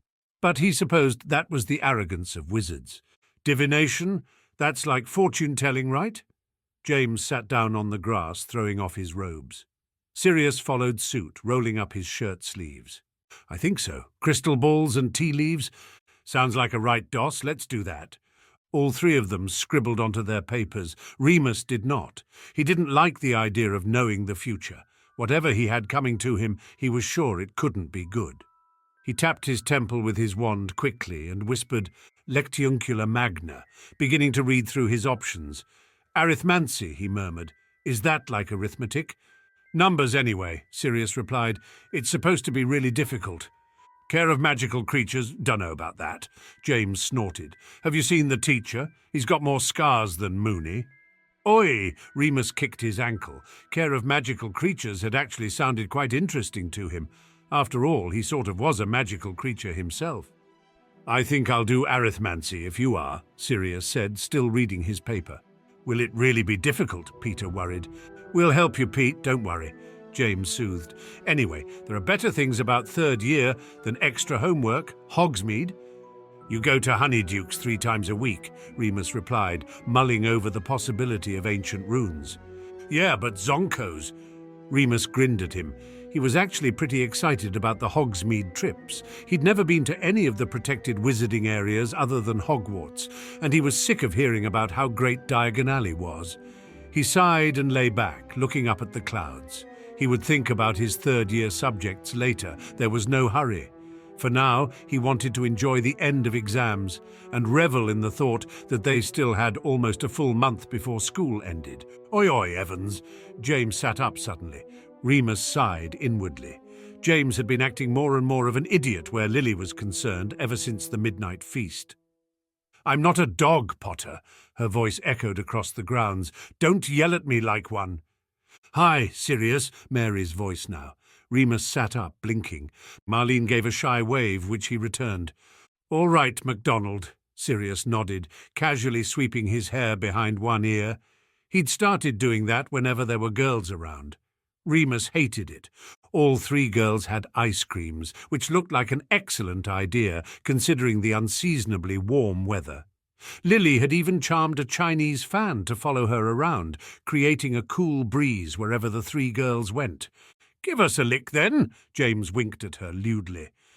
Marlene turned beetroot red and dissolved into giggles. But Lily remained calm, arching one red eyebrow. "You do look like you need cooling off. Aguamente." With that, she aimed her wand at the Marauders and sprayed them all with icy cold water. Remus leapt out of the way, but she wasn't trying to get him anyway.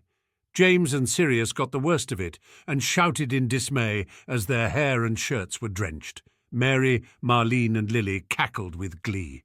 "What did you do that for?" Sirius growled, pulling his dripping hair apart to glare at them, looking like a drowned rat. "Thought you lot liked practical jokes?" Lily winked at him before turning away and walking towards the lake. "Complete nightmare, that one." Sirius groaned, trying a hot air charm on his hair. "That's my future wife you're taking about," James replied dreamily, watching her go. His glasses had steamed up comically. "Oh, stop being so dramatic. You'll dry out in half an hour in this heat." "Where do you think they got the ice cream?" Peter asked distantly.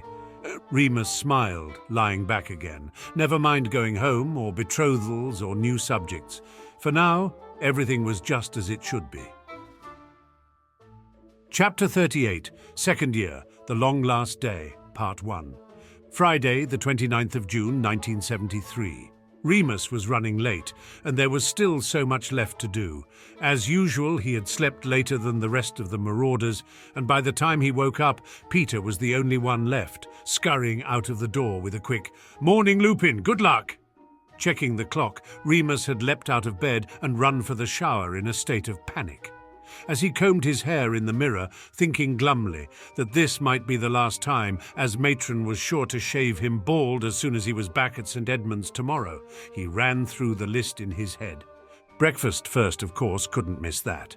If he got a move on, then he might just catch James and Peter before they set off on their own missions. It would likely be his only chance to see them, because today, the very last day of term, the usually united Marauders would be conspicuously separate until the feast. After breakfast, he would have to run back upstairs to pack. Remus was quite sure that they would have a detention coming their way that evening, and he might not have enough time the next morning before they had to catch the train. Once he'd packed, he needed to return his library books. This filled him with a sense of guilt. He still hadn't found anything to help Sirius, despite weeks of research.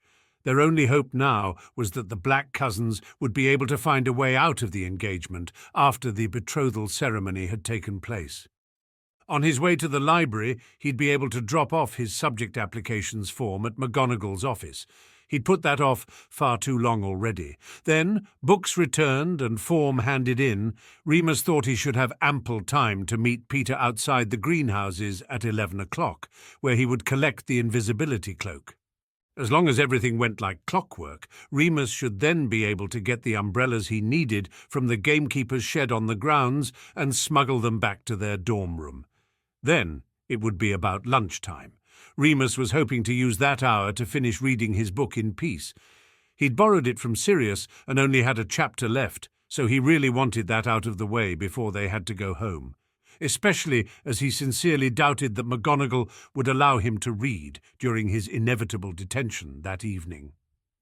Shortly after lunch, the first stage of the Marauders' end-of-term plan, would come into effect. He would avoid the mayhem and double-check he'd packed everything, possibly doing a bit of Sirius's packing too, because the other boy still hadn't done it, and Remus suspected he was leaving it to the last minute. Then the preparations for the feast would begin. All he had to do was show up early enough to help James and Sirius with the final incantations. This was provided, of course, that none of them got caught before then. There was a sudden knock at the bathroom door, just as Remus was pulling up his jeans. "Toast out here for you, Mooney," Sirius's voice called. "Thought I'd save you some time." "Oh, great, cheers," Remus called back, pulling on his shirt quickly, as if Sirius might see him through the wood. "Good luck. See you this afternoon." "Yeah, you too." Remus heard Sirius's footsteps retreat and disappear down the staircase. Well, at least that was one thing taken care of. He emerged from the steamy bathroom and saw the plate of toast sitting on his trunk. 4 slices. Sirius had not been stingy, and each liberally coated with a different spread. Remus grinned and renewed his pledge to help Sirius pack later on. He spent a leisurely hour munching on the toast and collecting up various belongings, which had spread themselves far and wide from his bed to his friends' shelves, even down into the common room. He took the opportunity to play hunky-dory one last time, saying a fond goodbye to the record player for a few months. The David Bowie print Sirius had given him for his birthday no longer moved, which Remus was somewhat glad for, because at least that meant he could take it back to St. Edmund's without arousing any suspicion. His trunk didn't seem to close as easily as it had at the end of last summer, when he'd been on his way to Hogwarts, and he had to rearrange the items several times before everything squashed inside. Remus brushed his teeth and went to gather his library books, stuffing them into his threadbare satchel. He wondered if Matron might let him have a new school bag. Mind you, last time he'd asked for one, she'd taken the opportunity to teach him how to sew. A life skill, she'd said. He didn't bother telling her that the repairing charm worked much better, but even that wasn't much use anymore. With his list of chosen subjects in hand, he headed down into the common room, where every other Gryffindor seemed to be doing their last-minute packing too. The usually cosy space was in uproar, with shouts pleading for the return of missing books and games, students crawling under tables and lifting sofas, hunting for long-lost items, groups of tearful seventh-year girls hugging everyone goodbye, and owls swooping this way and that. "Remus!" Mary stopped him on his way out. "You all by yourself?" "Yep." He nodded with a mischievous grin. She grinned back. "Ooh, what are you lot planning? Me and Marlene were just saying how you'd been quiet for the last few weeks." "Ask me no questions and I'll tell you no lies," he replied. "Sorry, but I've got to return my books." "Lily's looking for you," she said quickly. "Oh, I'll be in the dining hall for lunch. Bit busy until then. Tell her sorry." With that, he hurried through the portrait hall and out into the corridor, which was just as busy with students rushing back and forth, saying their last-minute goodbyes. Peeves, caught up in the excitement, had obviously found out wherever Filch stored the toilet roll and was flinging wads of wet tissue at anyone who got close enough. Arms over his head, Remus scurried towards McGonagall's office just as Peeves fired at the door. Remus ducked just in time, and Peeves flew of laughing maniacally as McGonagall, having heard the very loud splat, opened her office door. She peered down at Remus, still squatting and covering his head. "Mr. Lupin." It was Peeves. He stood up quickly. "Honestly, Professor, I believe you." She gave a small smile. "Spirits are always high on the last day of term. Have you got something for me?" The old teacher glanced at the parchment he was clutching. "Oh, yes." He stuck out his hand. "Excellent. Do come in, Lupin." But you could hardly say no to McGonagall or ask her if it could wait until later. He wondered what on earth she wanted. Surely Sirius and James hadn't been caught already. It would be pretty obvious as soon as Phase 1 of the plan was initiated, and he'd heard nothing. "Sit down, Mr. Lupin. Tea?" Yeah, okay." He sat uneasily. McGonagall waved her wand, and the little tartan teapot on her desk began to pour its contents into 2 matching cups. "Help yourself to milk," the professor said, absent-mindedly, as she scanned the piece of parchment he'd given her. "Divination," she said, "Muggle studies and arithmancy." He didn't say anything. She looked up finally, surveying him over the tops of her square spectacles. "These are the same subjects Mr. Potter and Mr. Black have chosen, if I'm not much mistaken. Mr. Pettigrew too, HM?" Remus just nodded. Actually, Peter was only taking divination and Muggle studies. He had found out that you only needed to select a minimum of 2 new subjects and had decided not to push himself any further than necessary. Remus would rather die than take on less work than James or Sirius. "I'm interested to know what prompted you to select Muggle studies in particular, considering a future in the Muggle liaison's office, perhaps?" Remus stammered. He had no idea what the Muggle liaison's office was, but it didn't sound very interesting. "I would have thought you'd have sufficient knowledge of the Muggle world, having spent so much of your life in it." "Yeah, but, well, there's no need for you to take subjects simply because your friends are, Mr. Lupin," Professor McGonagall said, more kindly than he'd expected. "You'll still be taking the same core classes after all." Remus shrugged. He hadn't known what else to do. Really, all the subjects had interested him. Okay, perhaps not Muggle studies, she was right there, but in the end he hadn't much liked the idea of missing out on lessons with the other Marauders. "One of the most wonderful things about school, Mr. Lupin," McGonagall began tactfully, "is the friends we make, connections and relationships that last a lifetime. I know you have made some very dear friends at Hogwarts." Remus fought a grimace. Did she have to make it sound so girly? She cleared her throat, clearly amused by his reaction. "Some very dear friends, but school is also the place to challenge ourselves, to test our mettle. Do you understand?" He nodded blankly. She sighed, sipping her tea. "Your exam results were excellent this year, Remus." He straightened up a little at that. He was pretty chuffed with the results himself. He hadn't beat James at Transfiguration or Snape and Lily at Potions, but in everything else he had some of the highest marks in his class. "As such," McGonagall continued, "I have no concerns in permitting you to study arithmancy, which, I must tell you, is one of the most challenging courses we offer at Hogwarts. But I would question whether Muggle studies is a suitable use of your time going forward. You might find it very dull, I'm afraid. Have you considered, for example, ancient runes?" Remus twisted his hands in his lap. It had sounded quite interesting, but he'd spent so much time struggling to read English and catching up with the rest of the students that he'd balked at the idea of learning another language. McGonagall seemed to understand his concerns, at least in part. "You wouldn't find it as difficult as you think, you know. You're an immensely gifted scholar and a very hard worker. In addition, your fellow Gryffindors, Miss MacDonald and Miss McKinnon, will be in the same class." This didn't sound too bad, actually. He was very fond of the two M's now, and it would be fun to spend a bit more time with them.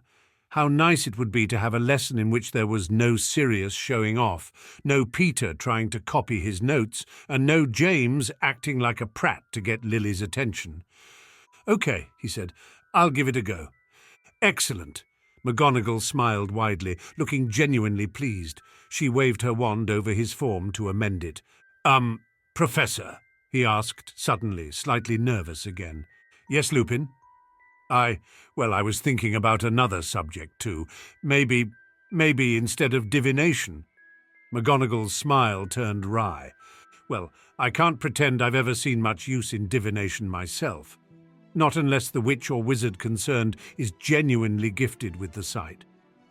Remus nodded, assuming that this meant he was not thus gifted. "I thought it's probably silly." James had said it was silly. A girly subject. Care of magical creatures," he said, all in a rush.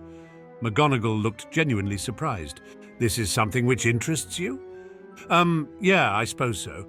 Not just because but yeah, I suppose mostly because of that." "Well, it's a very interesting subject." McGonagall sipped her tea again. "I should say that if you're more interested in that than divination, then by all means." "Great, okay, change it." He nodded, feeling a bit embarrassed but also quite pleased with himself. McGonagall waved her wand once more. "Your father was rather gifted when it came to magical creatures, you know," she said. Remus raised his eyebrows. "I didn't know." "Oh, yes." She nodded, as if she was just passing the time of day. "An expert in his field." "His field?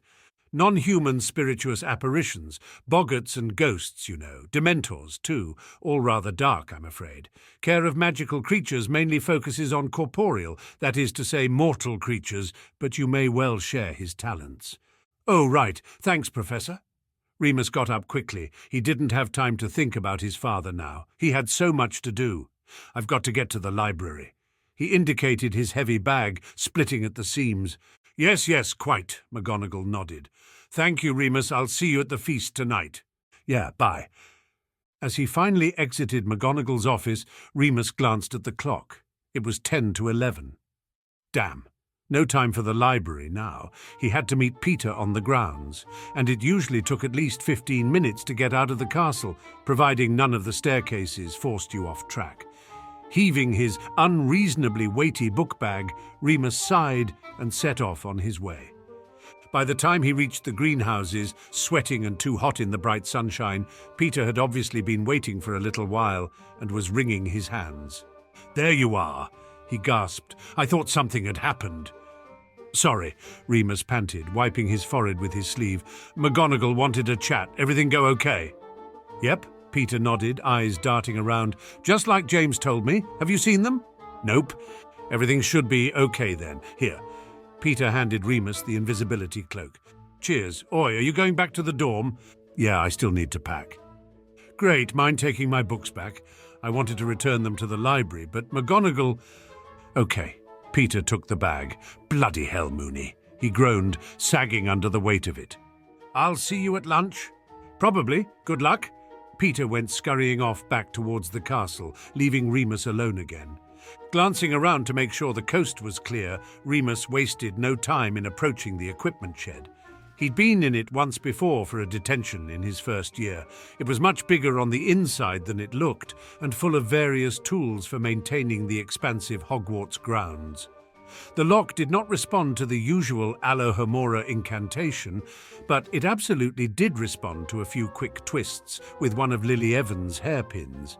She'd given him the pin the evening before with a quizzical look, but hadn't asked why he needed it. Once inside, Remus acted quickly, finding the large black trunk of umbrellas. He wasn't quite sure why wizards still used umbrellas. Surely there were spells for protecting yourself from rain, but nevertheless, they didn't want anyone summoning them and ruining their fun. Remus covered the trunk with the invisibility cloak and cast a weightlessness charm on it before levitating the whole thing out of the shed.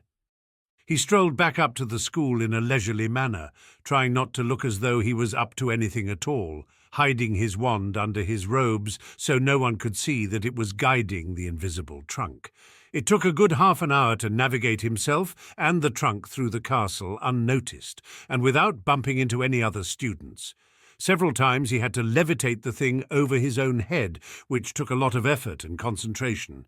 Still he did it, reaching his destination with an enormous sense of achievement.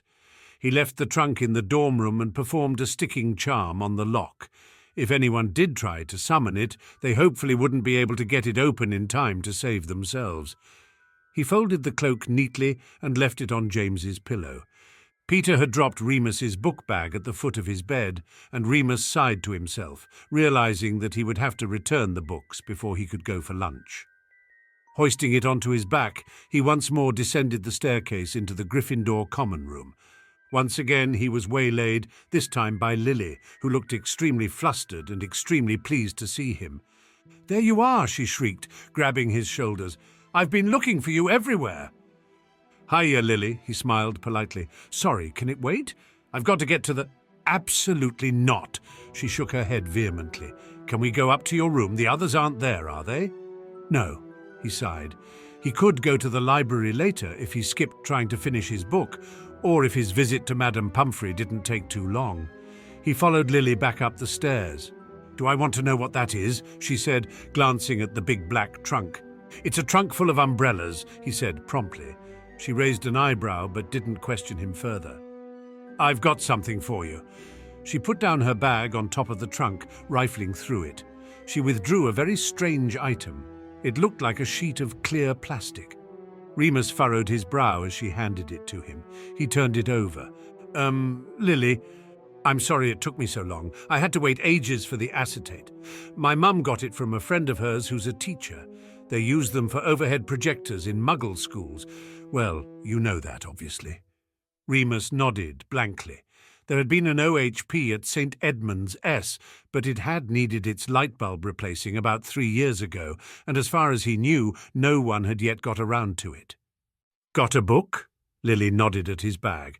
"Get one out, I'll show you." He complied, curious to see where this was going. She opened the text at a random page, placed it on the trunk, then lay the acetate over it. "Look," she said. Remus looked, about to withdraw his wand in case she wanted him to read something. She shook her head, pushing his hand away. "Just look," she said. He looked again, rubbing his neck. "There are 3 key elements to performing a successful unbreakable vow. In the first instance—" "What?" Remus exclaimed, picking up the book and staring. "Did it work?" Lily looked at him eagerly. "Can you read it?" Yeah, Bloody hell, Evans." He flipped the page again, replacing the acetate. It worked. It was much less fiddly than Sirius's spell. "It should work outside of Hogwarts too," she said, her green eyes sparkling. "I fiddled about with the incantation a bit, and there was some potion work involved, but it should last a good long time." "You're amazing," Remus said, still reading. "Thank you so much." Quite out of the blue, Lily leapt at Remus, flinging her arms around his neck and hugging him. Taken a bit by surprise, Remus felt himself blushing. He'd never been hugged very often before, let alone by a girl. She was soft and her hair smelled nice, like apples. "I wanted to do it in time for your birthday," she said, stepping back, still smiling. "But I kept messing it up. Thank goodness it worked. You'd have thought I was mental if it hadn't." "Yeah," he laughed nervously, still recovering from the surprise embrace. "Thank you, Lily. It's just such an amazing thing." "You deserve it, Remus," she said earnestly. "Honestly, you work so bloody hard, and you keep up with Potter and Black." Remus shrugged. There was a slightly awkward silence. "Look, I'll let you get on." Lily said, finally, "Sorry I waylaid you like that. See you at the feast."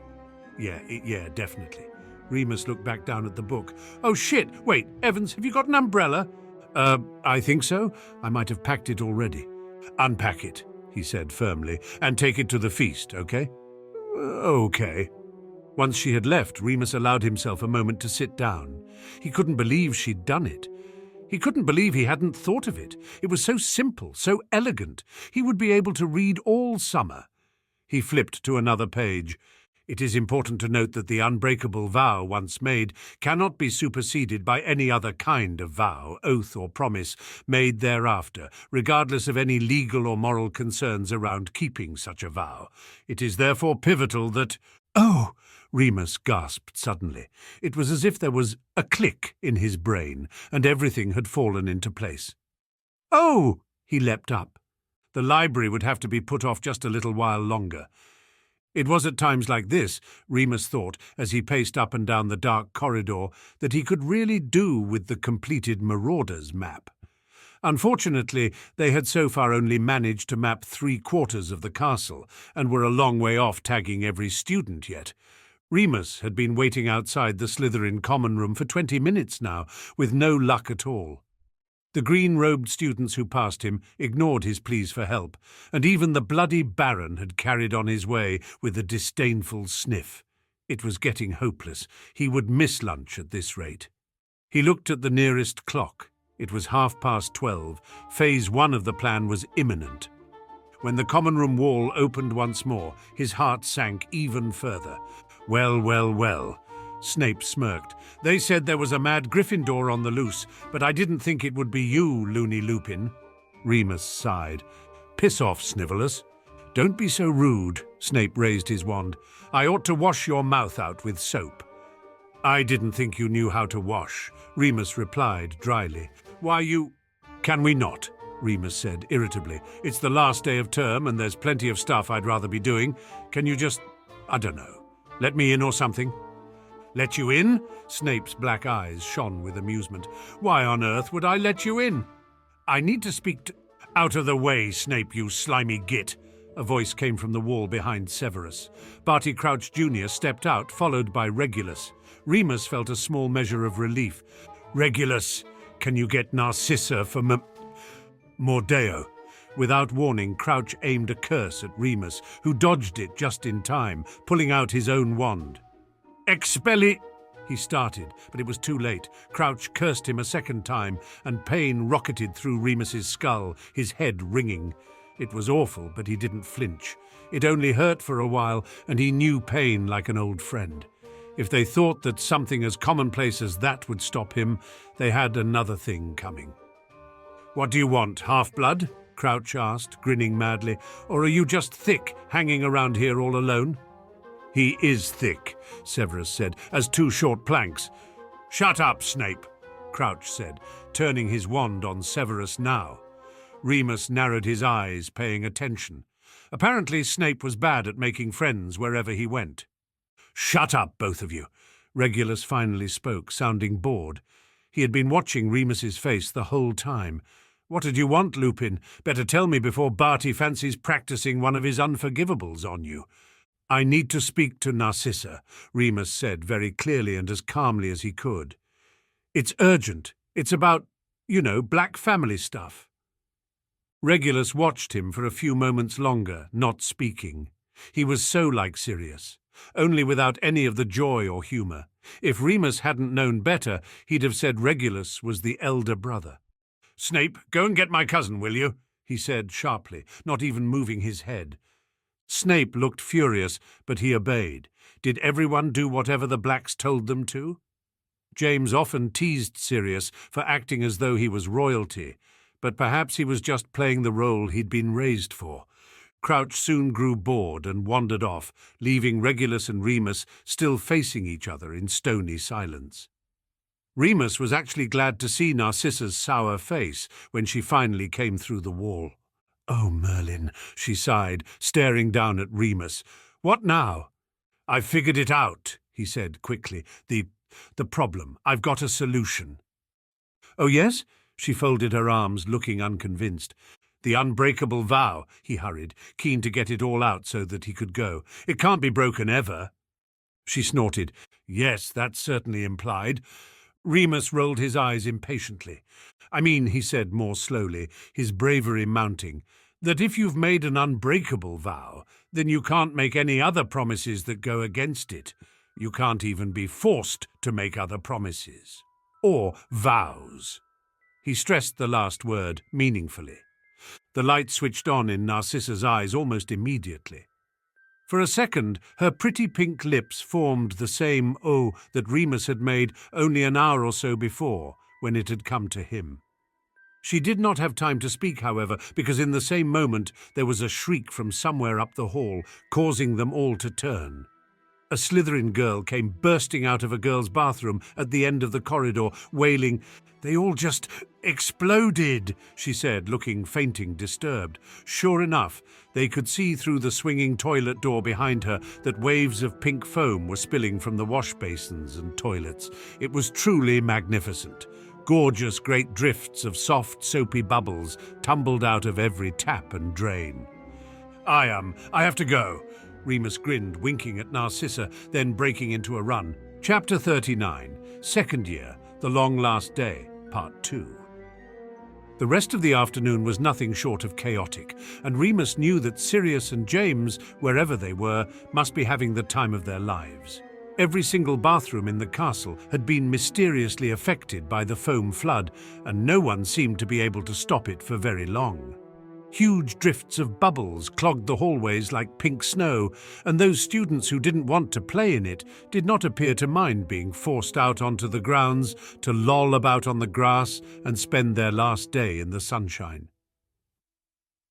Remus, who had already had to sacrifice his lunch hour, still needed to get to the library and return his books, help Sirius pack, though actually, he told himself as he pelted up the stairs to Gryffindor Tower, he had done quite enough to help Sirius for one day and see Madame Pumphrey for an end-of-year check-up. He also needed to get to the Great Hall early to help James and Sirius with the final phase of their plan. It was not complex magic, but it was strong and ideally needed as many wands as possible. Library first, he thought to himself purposefully as he entered the now desolate common room. At least there was no one to hold him up now. One of the others had obviously been in the dorm room since Remus had last left it, because it was even messier than before, and the invisibility cloak was now missing. James, who was probably the tidiest of all four of them, had packed all of his things the night before and neatly made his bed. Remus's space was tidy only because it was now entirely empty, except for his pajamas and book by the bedside table. Peter had apparently tried to pack at some point, but been disturbed halfway through. His trunk was flung open, various items of clothing hanging out of it, a pile of textbooks on his bed, and his red tie hanging from the frame. Sirius's bed was by far the worst. He must have come up looking for something at some point, because every drawer in his dresser was open, his bed sheets had been ripped back, and his trunk stood completely empty. Remus grabbed his book bag and left straight away. He would think about it later. He wished he still had the invisibility cloak as he dodged Peeves once more. The poltergeist was in his element, diving into the piles of foam, then bursting out at unsuspecting students and teachers. Remus briefly remembered what McGonagall had said that morning about his father Boggarts, poltergeists. He wondered what his father, his dueling champion Ravenclaw father who had a temper, had thought of Peeves. "Good afternoon, Madam Pince," Remus said quietly and respectfully as he entered the library. It was almost entirely empty, and the pinched-faced old librarian was sorting through a towering pile of recently returned books with her wand, firing them back to their shelves with great relish. "Lupin," she said, not even turning her head to greet him. He placed his books carefully on the counter furthest from her. Though the library no longer frightened him exactly, Remus was still pretty nervous around Madam Pince, who would clearly have preferred that no students be permitted to touch her precious books at all. "Is that all of them?" she said sharply. "I shall know if not." "Definitely all of them," he said, backing away slowly. "Mr. Pettigrew has not returned poisonous plants of the British Isles, and the elder Mr. Black has 3 overdue Transfiguration books." "Oh, okay. I'll let them know when I see them. I shall be writing to their parents if I don't have them by 5 o'clock. "I'll tell them," he repeated, almost out of the door. Sighing with relief, he made his way to the hospital wing at a leisurely pace, fighting the urge to throw himself headlong into a snowball fight the Hufflepuffs were having against the Slytherins with the foam. It seemed that the spell was still going strong. Even more bubbles were emanating from the bathrooms he passed, and if he wasn't much mistaken, they were growing larger. He had no idea where Sirius, James and Peter were at that moment, but he knew they had to be enjoying themselves immensely. "Remus, dear," Madame Pomfrey smiled as he entered the hospital wing. "Thank you for stopping by. I know you'd much rather be having fun with your friends today." He shrugged with a small smile. "I don't mind. Just a few things before the summer begins. Shall we go in my office?" He followed her in and accepted the plate of biscuits she offered him gratefully. His stomach was growling from having missed lunch.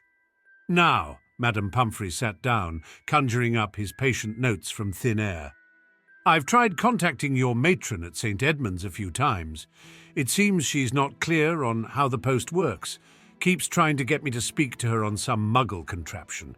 I told her we don't have a telling bone at Hogwarts, but I don't think she believes me." "No," Remus stifled a laugh. "She wouldn't. Anyway, between us, we've managed to agree that I shall be present before and after your confinement for both full moons. I've explained to her that your condition has become more difficult over the past year, but that there should be no danger to anyone else at the school." "Right," Remus nodded.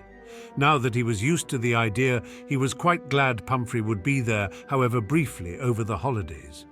It would make the full moons slightly less grim anyway. "I want you to make sure you look after yourself in the meantime, eat full meals, and get a nice balance of rest and exercise." Remus didn't have the heart to tell Madame Pomfrey that he had very little say in when he was allowed to rest and how often he exercised while he was living at St. Edmund's. No one at Hogwarts seemed to understand what sort of an institution it was. After that, she checked on a few of his wounds from the previous moon to ensure they were healing properly, then performed some diagnostic spells.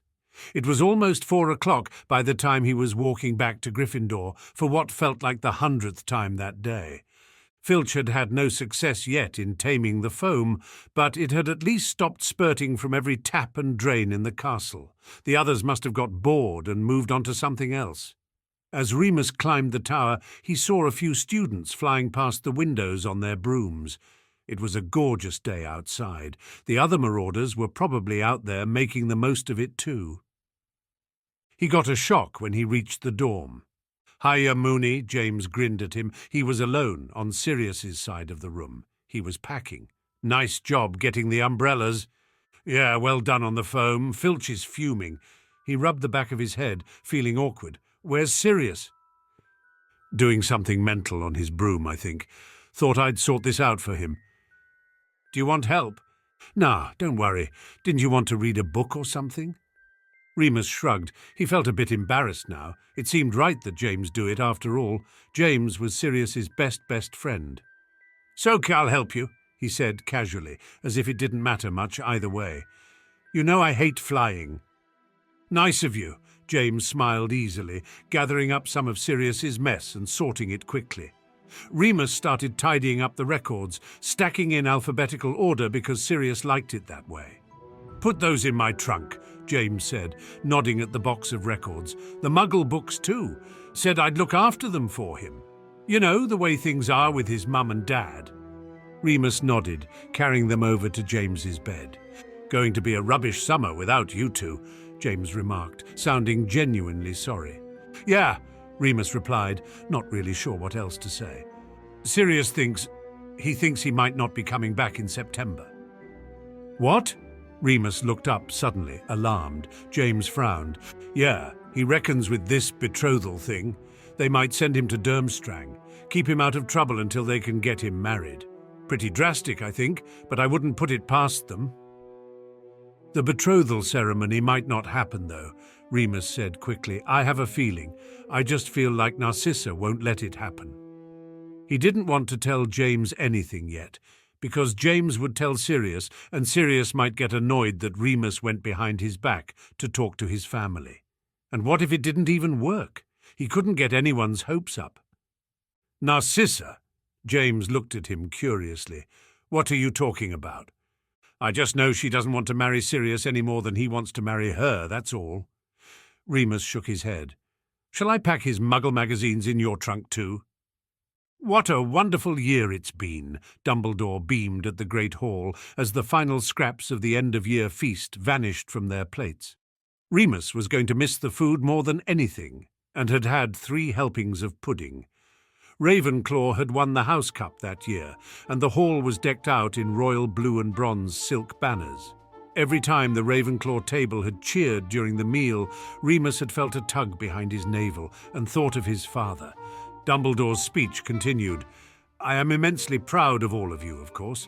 Now we are all well fed. I have a few words I would like to say." "Ready, lads," Sirius whispered under his breath, so low that only the Marauders could hear. Dumbledore continued. "Congratulations once again to Ravenclaw. Now, winning this year's house." There was a shriek from the far end of the hall, and everyone spun around to watch every single goblet on the Ravenclaw table to suddenly spurt red and gold bubbles. They fired upward in great geysers, hitting the ceiling and bursting in a shower of bright droplets, which fell like rain onto the students below, staining their robes with streaks of Gryffindor crimson. "Keep going," Sirius whispered, his voice high with excitement, as the Marauders flicked their wands using every ounce of concentration. At once, the goblets on every other table erupted too, causing the same effect as students shrieked and began to duck for cover, their hair, skin and clothes staining vibrant red and gold. Not even the Gryffindor table had escaped. Not wanting to miss out on the fun, James had insisted on it. Lily Evans had brought her umbrella and grinned slyly at Remus as Mary and Marlene fought to cram underneath it with her. In the far corner of the hall, Remus caught sight of a furious Narcissa hiding underneath the table, her long white hair streaked with red and gold, which clashed awfully with her porcelain complexion.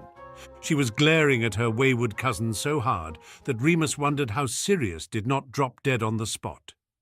But he comforted himself with the thought that this incident can only have cemented the idea in her mind that she must escape marriage to Sirius at all costs.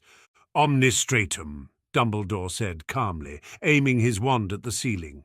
At once the bubbles burst and evaporated into nothing, as though a large force field had suddenly appeared over their heads.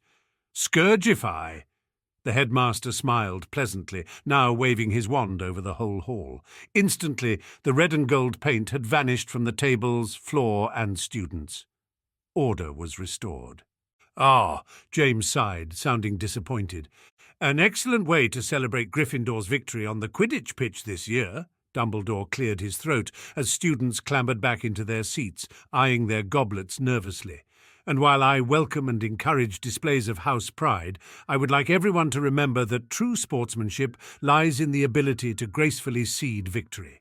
Please join me in raising your glasses to Ravenclaw, winners of the Hogwarts House Cup 1973. Remus had the uncomfortable feeling that though Dumbledore did not look in the Marauders' direction, they were absolutely the intended audience for this admonishment. He felt a little ashamed, but only a very little. It was hard to feel too sorry when there had really been no harm done, and he was so full of excellent food. James and Sirius were already planning next year's finale, Peter grinning and nodding along like a simpleton. Lily winked at Remus as they raised their goblets, and he hoped that nothing would ever change. Chapter 40. Summer, 1973. Saturday the 30th of June, 1973. Dear Remus, I've only been back at my parents' house for half an hour, and I've been told I'm bringing shame to my family 5 times. 5. 3 of those times weren't even from living people. The portraits of our ancestors have decided to have a go. Going to start putting up my Gryffindor stuff now, I think. Hope you got home okay. Sirius Black. Dear Sirius, your owl arrived before I even got back. We had to get 2 tubes and a bus. It took ages. Sorry about the family stuff. Be careful. Wish we were all back at school. Remus. Friday the 13th of July, 1973. Dear Mooney, come and visit soon. Me and Peter will die of boredom. Don't send Sirius any owls. His mother intercepted mine and returned them all with curses attached. Luckily, Dad spotted it before we had any trouble, but bloody hell, I might try contacting his cousin Andromeda to see how she gets post through. I think it's the Muggle way, but Godric knows how we're supposed to understand that. I haven't even opened my Muggle studies books yet. Let me know if you can come and visit. Remember Mum said any time. We can talk to your matron and Madam Pumphrey, the Minister for Magic, if we have to. James. Dear James, I know how the post works, but I'd have to nick some stamps, and I don't know what Sirius's address is. I asked Pumphrey after the last moon. She said no. She said the wizarding world is too dangerous for me. I don't know if she means I'm the one that's dangerous. Sorry, mate. Mooney, Sunday the 5th of August, 1973. Dear Mooney, so you will not believe what happened. Seriously, the ceremony was all ready to go. I was in my hideous green dress robes with black lace cuffs. Lace, Mooney, just wrap your mind around that. You would have thought I looked a right prat. Regulus was there, my mother, father, half the family. Then in comes Narcissa, wearing something that looked like it belonged to my grandmother. And she doesn't look happy, so I thought, well, fair enough, I'm not exactly thrilled. But then she stands up in front of everyone and says, we have to stop at once. So everyone stops, and my mother looks like she's about to start spitting curses, and my uncle is asking Narcissa, what do you think you're playing at? And Regulus is grinning at me, and Bellatrix is grinning too, only she looks a bit more mental than Reg. Then Narcissa whispers something to her parents, and my aunt literally fainted. I shit you not. And everyone's muttering and whispering, and Mother can't take it any more and demands to know what's going on. So Narcissa stands up and looks my mother in the eye and tells her she made an unbreakable vow to marry Lucius Malfoy as soon as she finishes her newties. I can't remember if I told you what an unbreakable vow is, but basically she can't not marry Malfoy now, or else they both drop dead. I don't know if I should be a bit offended on that point, to be honest. I mean, what does it say about you when a girl would rather die than marry you, even if she is your cousin?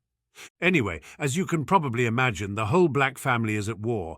No one is talking to each other because a few curses ended up being thrown between my dad and my uncle. I can't believe Narcissa. Seriously, I actually got close to liking her for a second before I remembered she's still a Black and a Slytherin, and she wants to marry Lucius Slimy-Git Malfoy of all people. But it looks like I'm off the hook. There aren't any other cousins left for me to marry now. Everyone's furious, obviously, but for once no one's furious at me. I think I'll probably be coming back to Hogwarts in September. I heard Mum talk about making Reg the heir instead. No skin off my nose. I couldn't care less about inheriting this foul house or their foul fortune.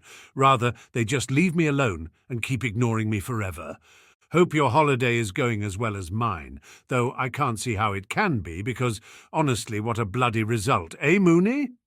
See you in a few weeks, Sirius Black. Monday the 6th of August, 1973. Dear Mooney, I bet Sirius has already told you the news, but just in case he hasn't, the betrothal is off. You were right. It came down to Narcissa in the end. Uncanny ability you have there, Remu, old pal. Don't fancy giving me odds on the Quidditch World Cup next year, do you? Having a really boring summer all by myself. Pete's lot are all off seeing their French relatives, so I don't even have anyone to help me practice my catches. Hope yours isn't too bad. I had a thought that maybe you could ask Madame Pumphrey to bring you to Diagon Alley in August. Or maybe we could meet you and drop you back after. Mum keeps asking after you. She'd love to see you again. Get in touch if you can. Yours in eternal boredom, James. Monday the 13th of August, 1973. Postcard depicting the Eiffel Tower in spring. Dear Remus, bonjour and all that from Paris. Hope your holidays are good. Wish you lot were here. Peter. Remus responded to each of these communications with vigour, much more so than he had the year before. The Marauders had seen enough of his handwriting to know how wonky it was, and he didn't think they'd mind a few spelling mistakes. He told James he was very sorry, but he could not come to Diagon Alley. Madame Pumphrey said that wasn't safe either, and wouldn't tell him why. And he congratulated Sirius on his hard-won bachelorhood, but did not tell him that he, Remus, had anything to do with it. It would be too much like boasting, and he didn't want Sirius to feel like he owed him anything. Remus's own summer was perhaps just as boring as James and Sirius's, but filled with more purpose than any summer before it. Madame Pumphrey was true to her word, and arrived the evening before and the morning after each full moon. As such, he spent less time covered in bandages and had more time to read and plan for his year ahead. When his books arrived courtesy of Dumbledore and the Hogwarts second-hand bin, Remus was thrilled to be able to get a head start on his reading. Arithmancy was very difficult, but the challenge was exciting, and care of magical creatures was utterly absorbing, if only because of the fantastic colour illustrations. Even Matron commented, somewhat suspiciously, that Remus had changed a great deal after 2 years away at school. "Nice to see you're keeping out of trouble," she said one morning when she found him sitting at the bottom of the garden reading a heavy textbook using his magical sheet of acetate. At the time, Remus simply squinted up at her and smiled benignly. She, of course, had no idea that before the summer was over, he was to have committed his first serious crime. Ever since his Christmas with the Potters, Remus had been plagued with one particular problem, and he wasn't sure how best to overcome it. Money. He didn't have any. Muggle or wizard, Remus was as poor as you could possibly be. This had never mattered a great deal. After all, St. Edmund's supplied his basic needs, and Hogwarts gave him everything else. But, he would have liked, at the very least, to be able to return the generosity his friends had shown him. They'd bought him countless sweets and gifts. Sirius had given him the ability to read, for goodness sake, and Lily had single-handedly rescued his summer. For some time now, Remus had resolved to seek out the soonest opportunity that might result in payment. Fortunately for Remus, this opportunity presented itself one hot June afternoon. He was reading again, of course, sitting outside on a bench under the shade of an old pub umbrella which must have been donated at some point since his first year.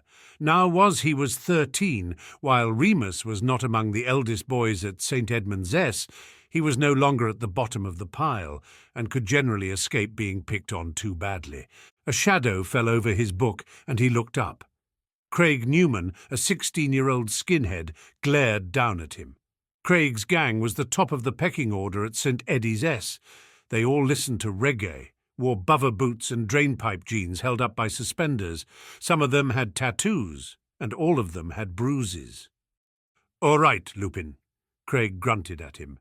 Remus blinked, slowly closing his book and wondering if it was much good as a weapon. It was heavy anyway. "All right, Newman," he nodded, trying not to look small and scared. He slipped naturally back into his old accent over the summer, slurring words and dropping consonants. It was safest. "To chew Reddin?" Craig squinted down at the book, looking mistrustful. Remus wondered if Craig could read. He shrugged nonchalantly. "Just something for school." "Yeah," Craig nodded. Remus didn't move a muscle. He couldn't understand what was happening. Did Craig really just want a casual chat? "You're clever, ain't you?" the older boy said suddenly. Remus didn't know which response was more likely to get him beaten up, so he didn't answer at all. No matter, Craig didn't seem to mind. He just scratched his chin, then pulled a packet of cigarettes out of his shirt sleeve. "Yeah, you're clever, always reading and that." He lit the cigarette with a match from Hit Boot, then offered Remus the packet. Remus reached out and took one. He'd never smoked before, but most of the boys at St. Edmund's did. Craig lit it for him, and Remus inhaled. His eyes filled with tears at once, and he tried desperately not to cough and splutter. It was disgusting. Craig looked at him with some amusement and continued. "Small, too. Skinny like." "I suppose," Remus replied, coughing, watching Craig inhale and then trying to copy him. "Fancy coming on a job?" "Job?" Craig nodded, his tiny eyes fixed on Remus. "Yeah, you'd be good.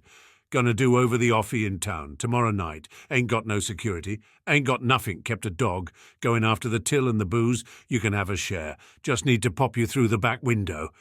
"Right," Remus nodded, as if the prospect did not utterly terrify him. He sucked on the cigarette again, out of habit this time. He could sort of see the appeal once you got over the taste. He considered Craig's suggestion. On the one hand, it was bloody dangerous. Newman's gang weren't known for their finesse, and a few of them were already on probation. On the other hand, it did not seem as though he had much choice. When Craig Newman wanted you to do something, you sort of just had to do it. Plus, he could definitely benefit. Muggle money was all but useless to him, of course, but there might be a way. Remus looked Craig Newman in his little piggy eyes. "I just want fags." Craig smirked and nodded, and so Remus began his short career as a burglar.